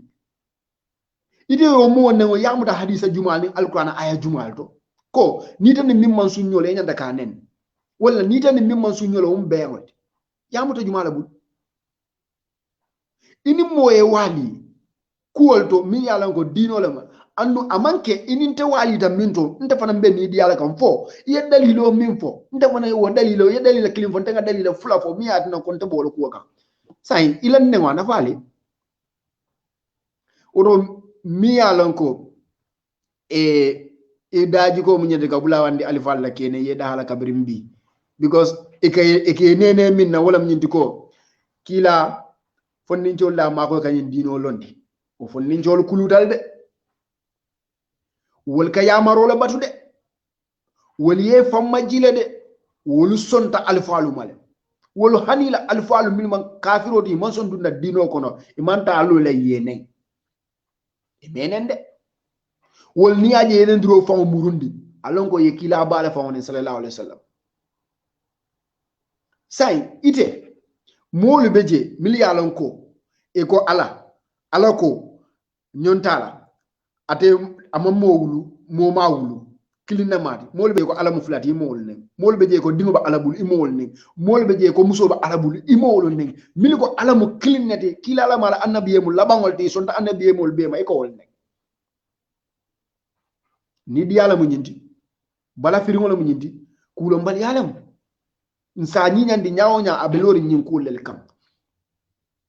so ning lefta comme nte ka fola wado wad ning lefta nyin nendrol ni ku ko ton le bam ha be la tamit ne yebulo no ila tamit ne yew kawandi ikana na alfa nen ntela alfa nen nte nga fole annun ka senga nko nganieten na gambia bi min tambi da gambia lo na le ke kilungi nga bari la nga baro do nga ko moko rolde bari o tatinna nka moy mo kanna alfa nen ngande mamurundi no basino ninni bente kenodo musalo fe je ngam fama be lorin kudunde na tema yim fama nen hanna boyte kanne mbaje la basir kelo nyi labon yem bute bar mbe kelen dalde je mbo kelo ko makati bay on kana ka walla nin ala yak ko nyambu butu non la itle benta bute la ha nso nda ko yem bute la molni wo ko ta la min dam fa ha ay basir kelen le de ala fama nen kam bar basir la bute no problem bari mbaytan le ko niyam fama ne nyala mbokku mesin fa da nyata lo la ke stop wala so ñinam alhalal jumal le nendiro dati jumal le ñu hormanta yal dati bari mu nekata kamata di ni tudan mili ya folonu ya dinol kurukuru kabula alfa la ke doya wol bela frim buña la bi ima soto no munem il faut les 1040 kunu wala murte kan ke nen ke doya so wodo be akata yela alfa al buña ya wanda ago ngado la mo ago nim bora fale ngudol say wala musu ñu fa de be da halala ba wona hada dawle ka fale la tinul bankulu anda atele karandi atele kulu so askip ngara musaya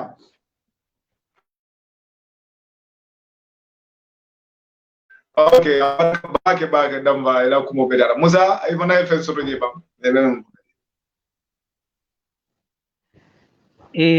Basiru alni bara bake ni damfa albende fa karandi kan jande ngal ban karandi ka yalo naddi ni wala mari bari akan karandi kun kale no ngalo dol minil diala kanala kanay murning kanan ko renga fana waka dianyele nak abaraka ba ke damfa basiru nyin kulo balia ni nyin mal balia mi bebe kirinde sai comme ndesa fo ndese a besno damin to bake wala mo kabiri ko wato min ko freedom and democracy I controla alpha ma osoto wala fansoto ning fansoto Kenya ro control mo alpha mo dino na dinde wala yo kabiri wona ta tembo mina damandoron kabiri wona ta tembo mine ma fatam fansi mole damandoron tinyaro keta namo niya yedemo lo ne demo yedemo lo ne ikafo mo yedimo nyin dimo ani krasi kuma fulalle min yalan ko yewulel bole nyokan yewulel kafundi nyokan dimo wo mu setano tolere setano imaje yin denkil la le bay ni watu do bi je ni bobi ni akata nyin ne ni simbolo ke safo ita ni malo baba ni mu 666 lete ni mu 666 lete nyil mo o dimo la fenko lete ibaje la dol ba kala teng you know ibaje la dol ba kala teng ibaje la dol be nya kilu mutala teng wol bebo nyin dimo an krasi la molle kono dimo ni wolum setano todi krasi ni womu problème de comme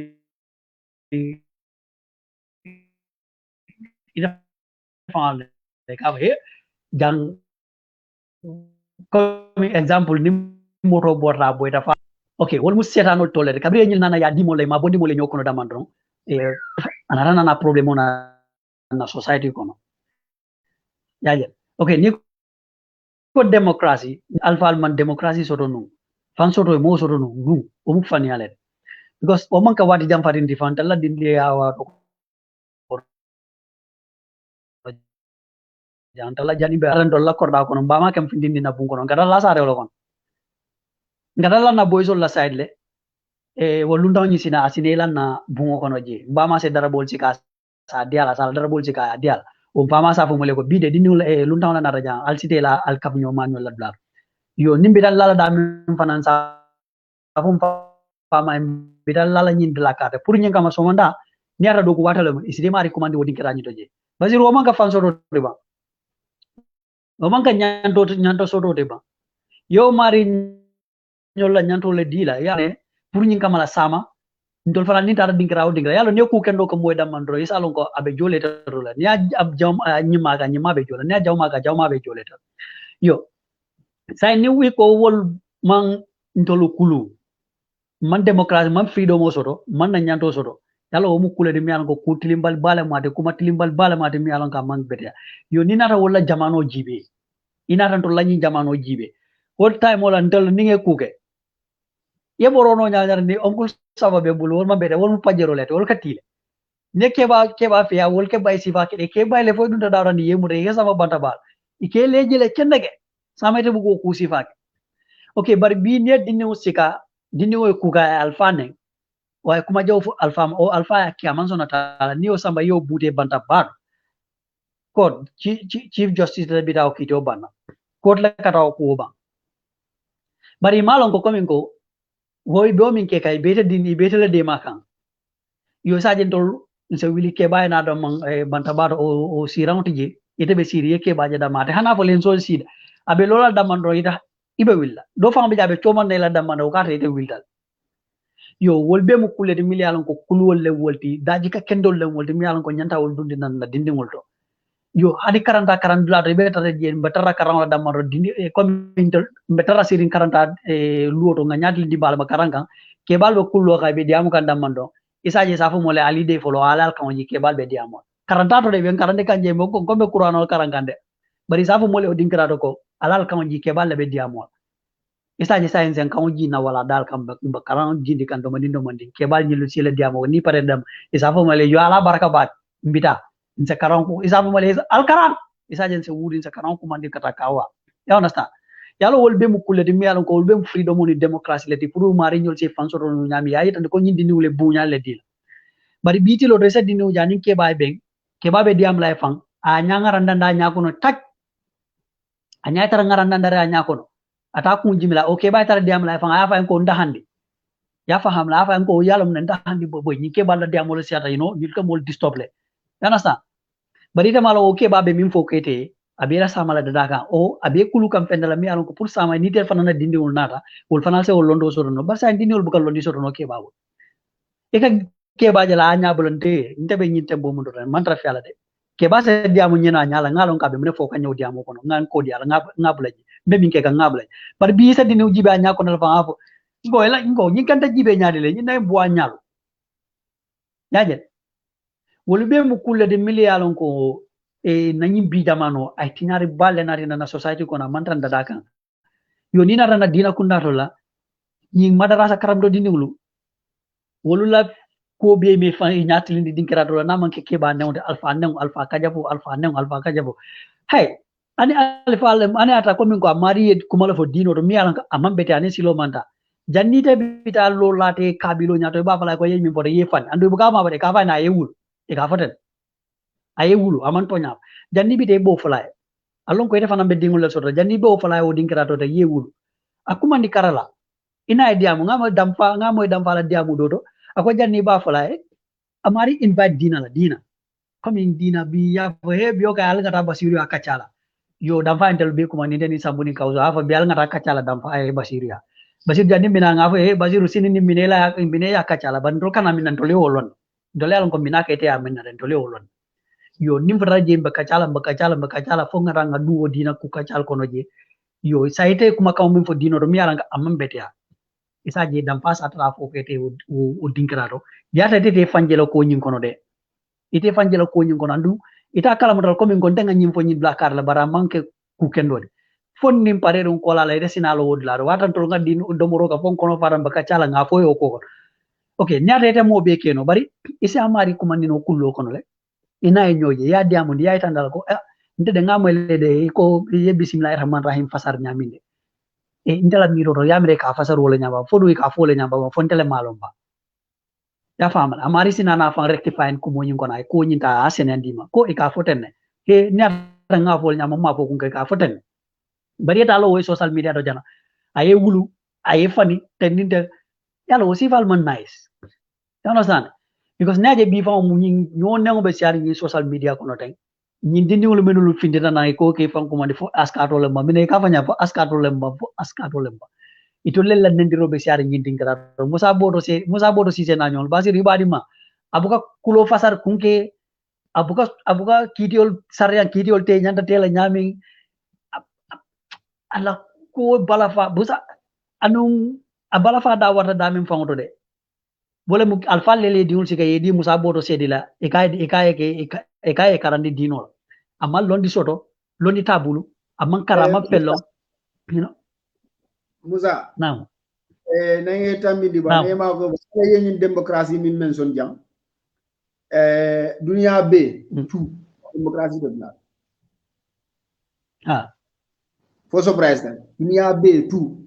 démocratie de bla dunia be tout. There is no democracy worldwide. They are practicing democracy, but there is no democracy worldwide. Love the typical example. Coming for any democracy, school government of the people, by the people, and for the people. Government jelle beloru wakam. Iko democracy, iko freedom of association, freedom of speech. Or freedom of speech, amanke nyinti babu la mola. Freedom of association, amanke nyinti min diatele. Ibe kule kele minte kele modo la nyanto tinyala. But democracy bankol milika abe lori nyina kan ani mo wa nga example di le ndol misil mo milbe legi democracy bankol kan France jang ni ko abe one of the top world democracy country la kono ka kuma ni nyame da ngay nyinin ka France la loi ni musufula nyine jang ya lon ko musufula le bebulu loi be kitin la be soron parce que démocratie freedom of association muna atinna ite démocratie kabita la fitale kamusu fulani ni be musu fulo min nyinna wol sonde ye fudu de ke kilwe fo manke démocratie diba muna atla loi mo o mantra america amantra italy amantra muna na loi mo proof so démocratie mu minti sign wala min do miye banko nyaaton kol febo ani ila banko et la jeri nyaaw equal ke démocratie there is no democracy worldwide atakeri. So forget about that. Kana fengil ka for democracy. Fuga anu Africa no minam problem kabi na ya dun tol blokon. Ndele ya mira alpha ne alpha kajafo nyo badi ya kunto. masi boy tol domol ntel buga kumo fo moy muga kuno ma nyanta no mala nyame so lefte o damal la fale la kumo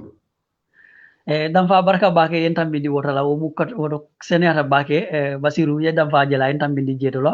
lafa moto lafa pane la bara nyore amala tata yalo naddi ni wala ma hakilo diara ndela ka karandi ni nga karandi dam mare nganyina le ni nyina ta dam ma kama bonyele wala tina akambulande yo basiru ko me wodoro nem don tase mim fono wala mu nyindi ko al nga fero ka nga alfal bunya nga alfal bonge bodo yala kadun ni wonde de ndol fanal dingol min bina ko mala de ngamin ke yemin ke wandi alfa la de dol fanal do kele la de kan ne wandi alfa nen damar ka lon ko sama ni men dari ke baade di uso damar molle fanal ni dingol be sile be nenna yo so jannita bina du no kono damar rek fero ke at least ya alfa al bunya nga fero ke nga alfa al bunya ka kadi nek alfa la ko tambe da wala le kabri ko damar alifa damman don ima fo khalifa e ko alfa ya lon alfa bi je la khalifa bi je yo musa boro sedi wo mu khalifa le do man ka alfa do mu khalifa le be o dindi merengo la wata ta ko dindi ke bane wala ko landi bon kongo la basir la mune ko nakros so thank you yen la do fanam fo ka fa minna ko min go misal be nimmo e tinyaro ge dino ko na fem fo fasaro da mimma be yalla num alfa la fongoro ni ka be alfa la sidula do ka kawandul ke damen walla la kawandi ko tol be bulu e ka tara misal be mustabi nu ustaz kumar bun jeni abu jita sala nu be benkli misal be nin kumo lafta ka tinyamo bulu walla alfal damal be kenge imamo kumo lafta ka tinyamo bulu naybo be je moda asaba ko moro mele kuma kundu ay alquran ayo kot nan ay tambindi adra moro lafta ka silo bulale mala fuga understand ko bi mu kul woni fama jeni mu fahamol kan dino horma kan lon nal horma ke bunya adra aya fahamlo imamo be kuma wulindi kan dama na asamba rek abe boylale aya fa moro mele kuma kundu ay kuma tilim fula fodro ka hakilo bulandi rek isa jaay ko wando bula tente bi yale amantra soro bi ustazo kadare karandi kan nyaato le wala abe salindi ka abe nyaato itu talibo mba ko de katar duwa kan alma e fili ngata bi pour mol salo ko fana yalla ne bendo le jamano gi damba wel ibem fala jelo la khalla damba baraka mo may ko murunda basiru mo may ko murundi le ma damba en tambindi la ello ndin lo dala tay nde tambino la yinda dala baraka bage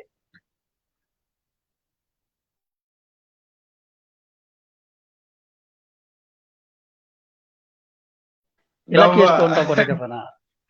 okay nga je moy damba be mbaga jero la ala ma fili ngata mbi musa be to ho gela de andu e famba handula say muga moto ko de nina bomo be siri kan benke ku gam fando nimme manga bomo fede kal e be to fo la bu ni mamante kan na budi fangalo ne bo gela nyaame akuma da bage dafa ando bawe ko be audio kunda sila balla moy ka sai la fal do nga fuda di mondro wati fula do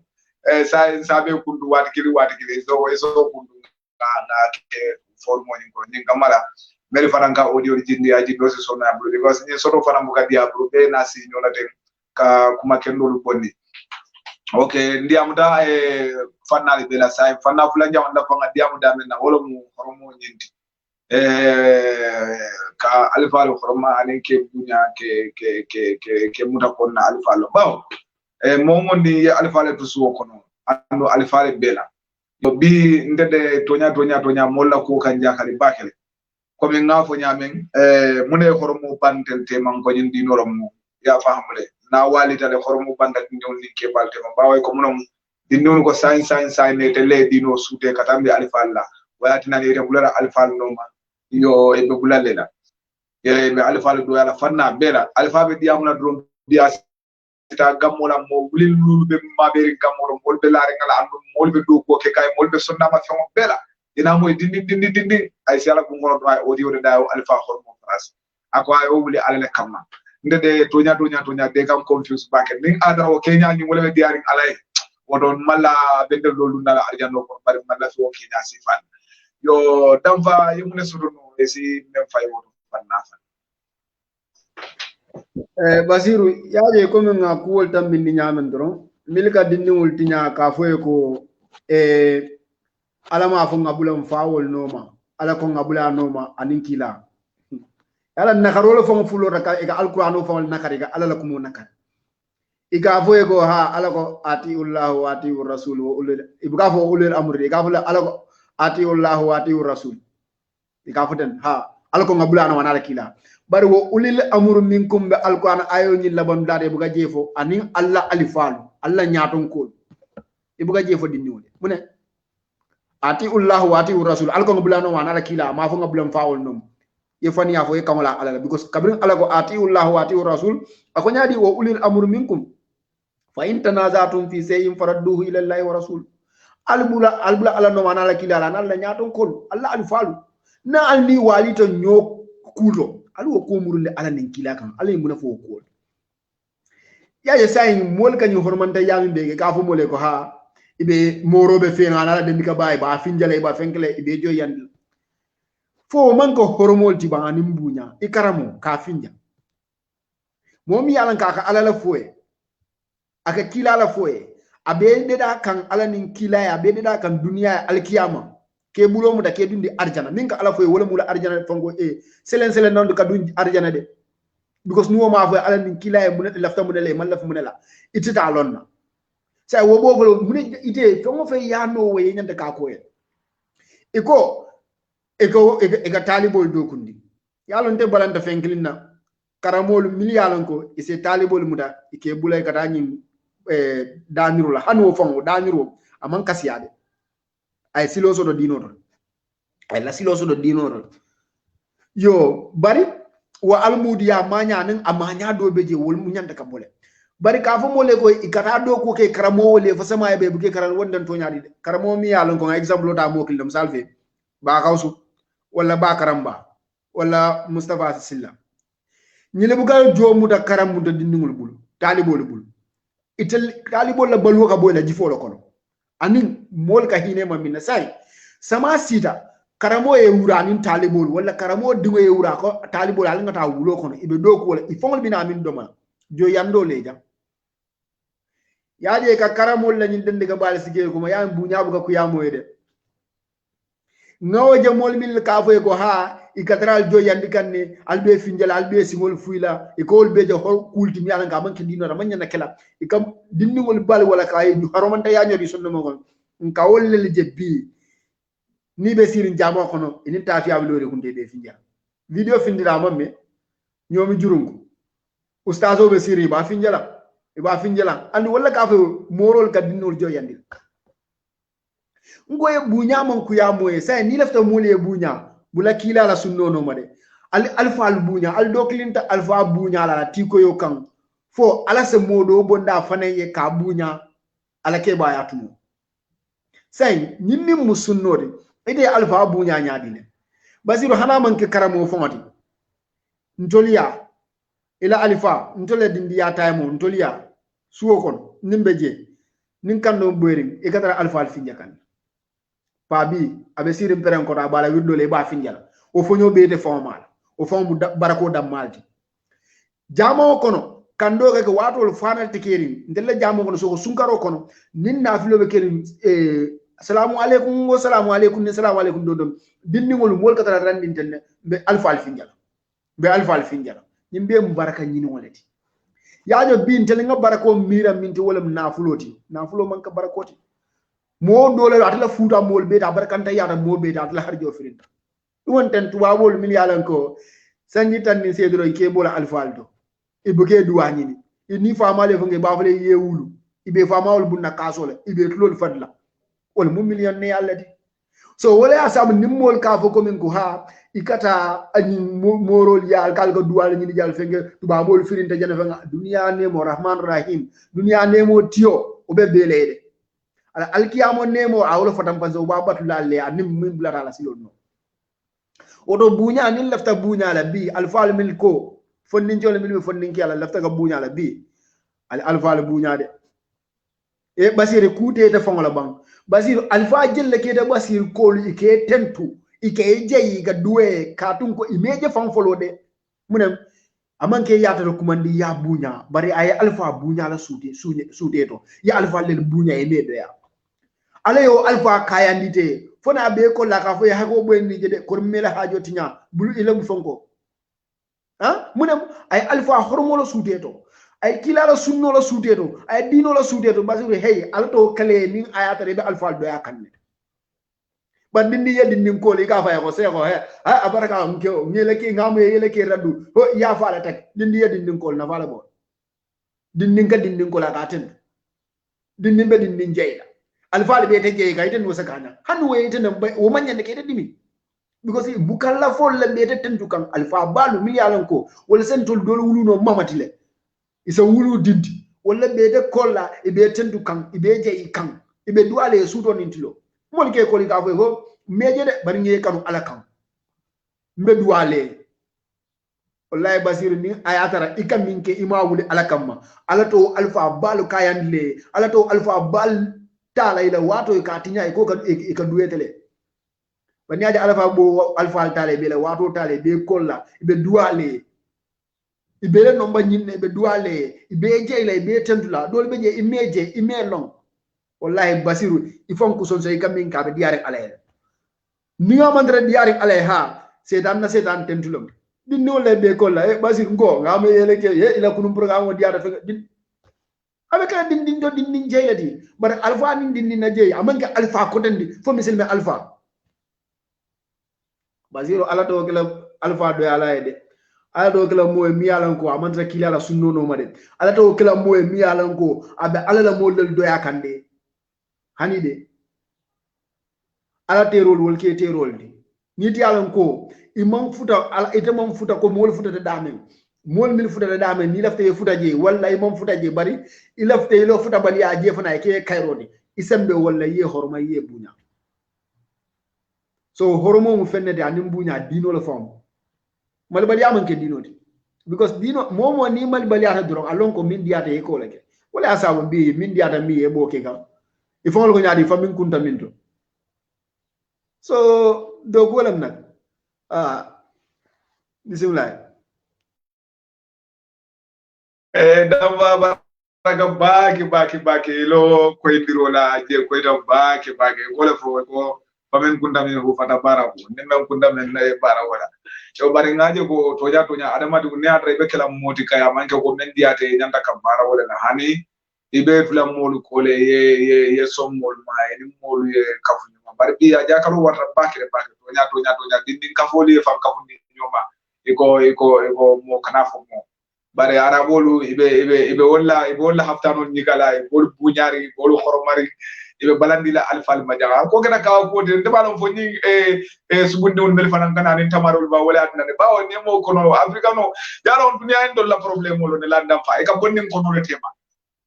bawo kongo ben do la de nder gay kongo de bolanna bawo en gonde mirala kenya la menzi kongo bonni tema wala nan ni suboni sosol mel binala e fa musor fu ko tala de fa on le katala ka sun kala mun muda ye dindin ka fol juma mel yalo ko fol ga football le fa la ma igo yal nana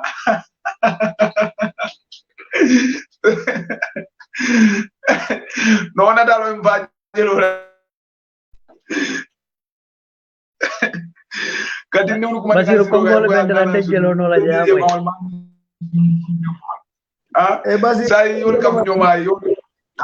so nga comment box oje be dolo no mo bi ka min ka fa ko nendro bla comme mil be la moy rol dron al nyande gam min faham wala min ndiko hada madi una ma sota be min represent la ma sota be min fola asembo ka nendro ani wuli afo isembo jay fani ya basika aya tunga ala mo kan because munemu o mari ya korindile ni mo korinda ko gede amal londo sota be jabila minna aman dalilo natna be jabila minna sa min tutabula be mu fole ye wulu ite mu wulo lati ima fon kolbi so nali momoje ndaka mu nali momoje abe nendiro comment box o kono ala mari bule jala lonko fenta kun kono nyanda kam yitandi wallahi fenta kun kono fenta sonno mo kono atiyama le ko mol mu muslimol di ay ñu muslima ya faanu la atra amalu mu fon muslima so alkana bal badan ni na dino la ko rata fam fono le ado ata fam fono le ata ko min ata fam fono le je wol modo ko lon ken sem mala bita kam bodo fana jo so da fo ñom ka duma fana ka fendi alal da mo ni wala ko wallahi ngal mani acha basir ngara nya bala comment na ba yalo ndewga comment dango ni be diam ga wala na nya bala le na we ñora je bawo ni koy bo fana na ko diam la kam wala wa do ta yo wo fana bizere wo fana ka afekire do manni ko mi ni mo le fana basi yo ngaje le fana yemem fo do wala karola aka fo ko ha o manke tuba bol be ma fu tuba bol be long tuba bol bi je mel ya lon ko le respect ko sobre bara fe mba bi tuba bu jam membe ke ba la bira dinding fa ke ba fa wudula e man to nya fo o kana siara o man siara tuba ko because italia ko fo ka fo ba ba ma yewu bi fa ma yewu ya o den do la ade so misalo nimbo ko sira fo mo ko si jam yo menta ta ke ba memma ta ke mo la problem mo dino so ko do bi je bari comme gambe fo ni mo walida hanna tra ko mo le fo ni ko mo ni fanan ka walide yo fo la diamo dal tan da wala be siare da wala ko keda keda ako di malo mun keda kunango yamira sumu meno ba yo keda kunango la mo dal ma hani sumuna kala mo mar keda be su ko no ngamira bu ka sunde musa nga silo bude fanaye sa minute tan lu daje nga fudan ni mondo la wati kula do da ba bulu moy la do ko be fam bulu ko di am bismillah musa silo be la Basiru abaraka bake damfa yekumo senendi ya be banjir tak yemin fo ya bere senendi je no bari ya kulu bali afangani hormanta ya do je sido ya da mangol katrano dindi mu yalan ka man kulu bali ata mal bali ara man ke ba ka fan ma alfa ka fan sido ya da man katara ko because e ka wala fo ko atuja ni atuje kata tu kani kulun ko do ni lumene atu kani kulun ko rajak wolungo aka du bulle yo ni amo fana be kulubali ala daman do ni binki di wani sa ni wala men bendoro ngale binki di ni no benda bu ka kutu da kon ya boy da ma ka boy wala do no yo ndese min fono daman ro wala msain tengal ndol generation on ni kulubali be ni sanji mu wani ato ni 2005 kono lan kana jang akuma seta wodaro ande bu ka bondi wodo de ni 2005 san kono la akuma seta don kana yo alfal dung alfa o akeda nyaw nyara ni kabidi ko alfa la ndamando fero ka ya bunya komi ndamba fo nyamindo naje bi alfal be wulle be la credit ko tala be kumandiro kala fokan tol kumandi mimbo ko damfa mumbo ko te basiru mumbo ko tol sambuño ike kumandi ke tentu ke jayi ike duwe la bang la dolbi je fang ngado la may ko yak nyaade la ko basiru nin tuta yin wala se ke fang wadi bina silal be la fi ka falal tina fanola albe mi la dunia jamba ka kadu ala mesi mala akoy min ala bila kapale din ala fala so iya jale wol kadu mene ke bula wala kontano ke rungala ndol buka credit sanka dila buka femfen din ke itol ke la mon na dan tene da mandron ya longo ko mi nyilumu mo le de mili algo ya alfa albunyal dinding alfa ntango dinding kulombal bale mada ndum kulombal ya mam mona fa fenna buke sama nyaro ake tu ko male ni ma alfa albunya dindul fana te bunyala de ajibe dinu e fondin ke ojibe mi alon ka man alfa albunya ajibe society kono da mani dinul ka ganyadi ay femfen din fo dinu le ka murunda mal man tar hano la de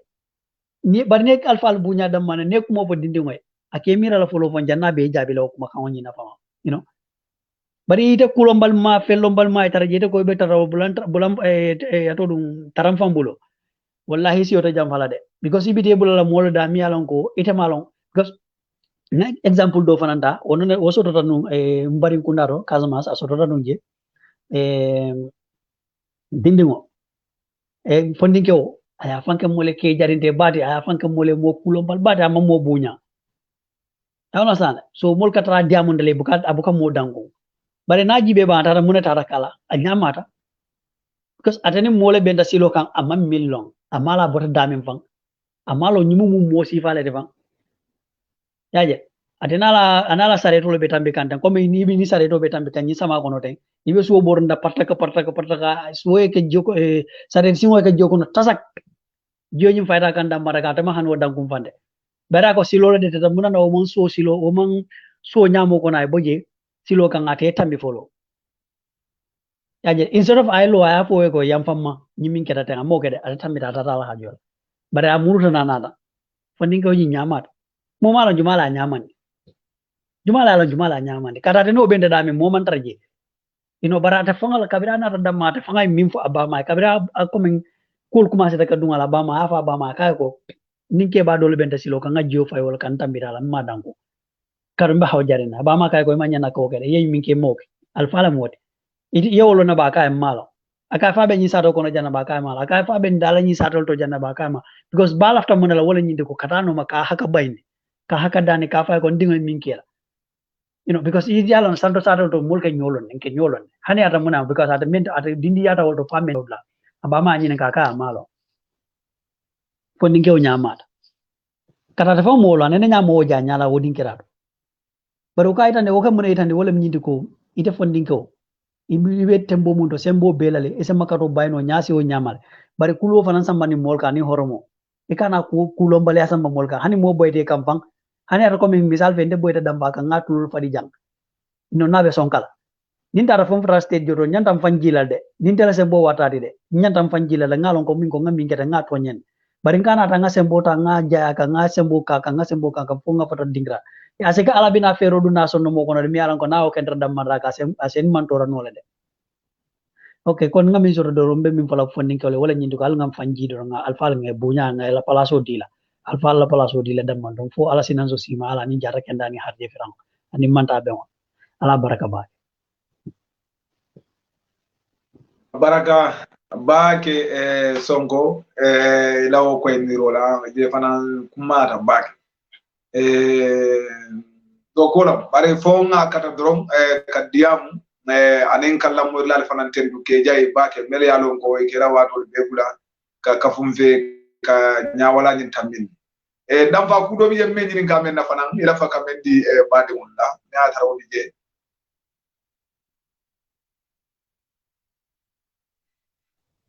mele ñini ngaro fam nga foyle ko malon fo kuma do be bul fanam me alon ko ila fa ka kacha badi mule pour yalla mo me alon ko ni karo mo futama na tarawo bije fana halisa silo be si kacha woto fana añin kay nte kay kuma jamate mbuldo ñin ka mol diber lal tenku ngaje la aventure fen dole sebe is very interesting bari ka wedro ngala barga ngala ndey jaxete ñolle ma hasan suare ñol be nte beto fono la anyway bari ñaabe comment solle be jikan bari be betam la be jeyla ibi su sano ñolu ngal be kon ton kal ziare yo bari wado felen nga banta nan ko min nga buñani hormo min fodro yo wala mu kudu mi yalan ko be ñante kallo wala kam anu Suleiman jete nga fanan konton ke mo jete wo mun na dindi wonati yo mol siata ite abeto te fono la comme ke konton dron ke jey comme nte beto fono ban lafta ke beto fo bayri wado felen nga en jamfa yo ani musa fane da même fo mela fila ka ayamar next time ni nga programme do soto ni ba fo ko misalo ko slavo ni ndam fa yetlo bum an ni ndam fa sembo warte kana fo ni te sembo wartande malla fo ko do moy yo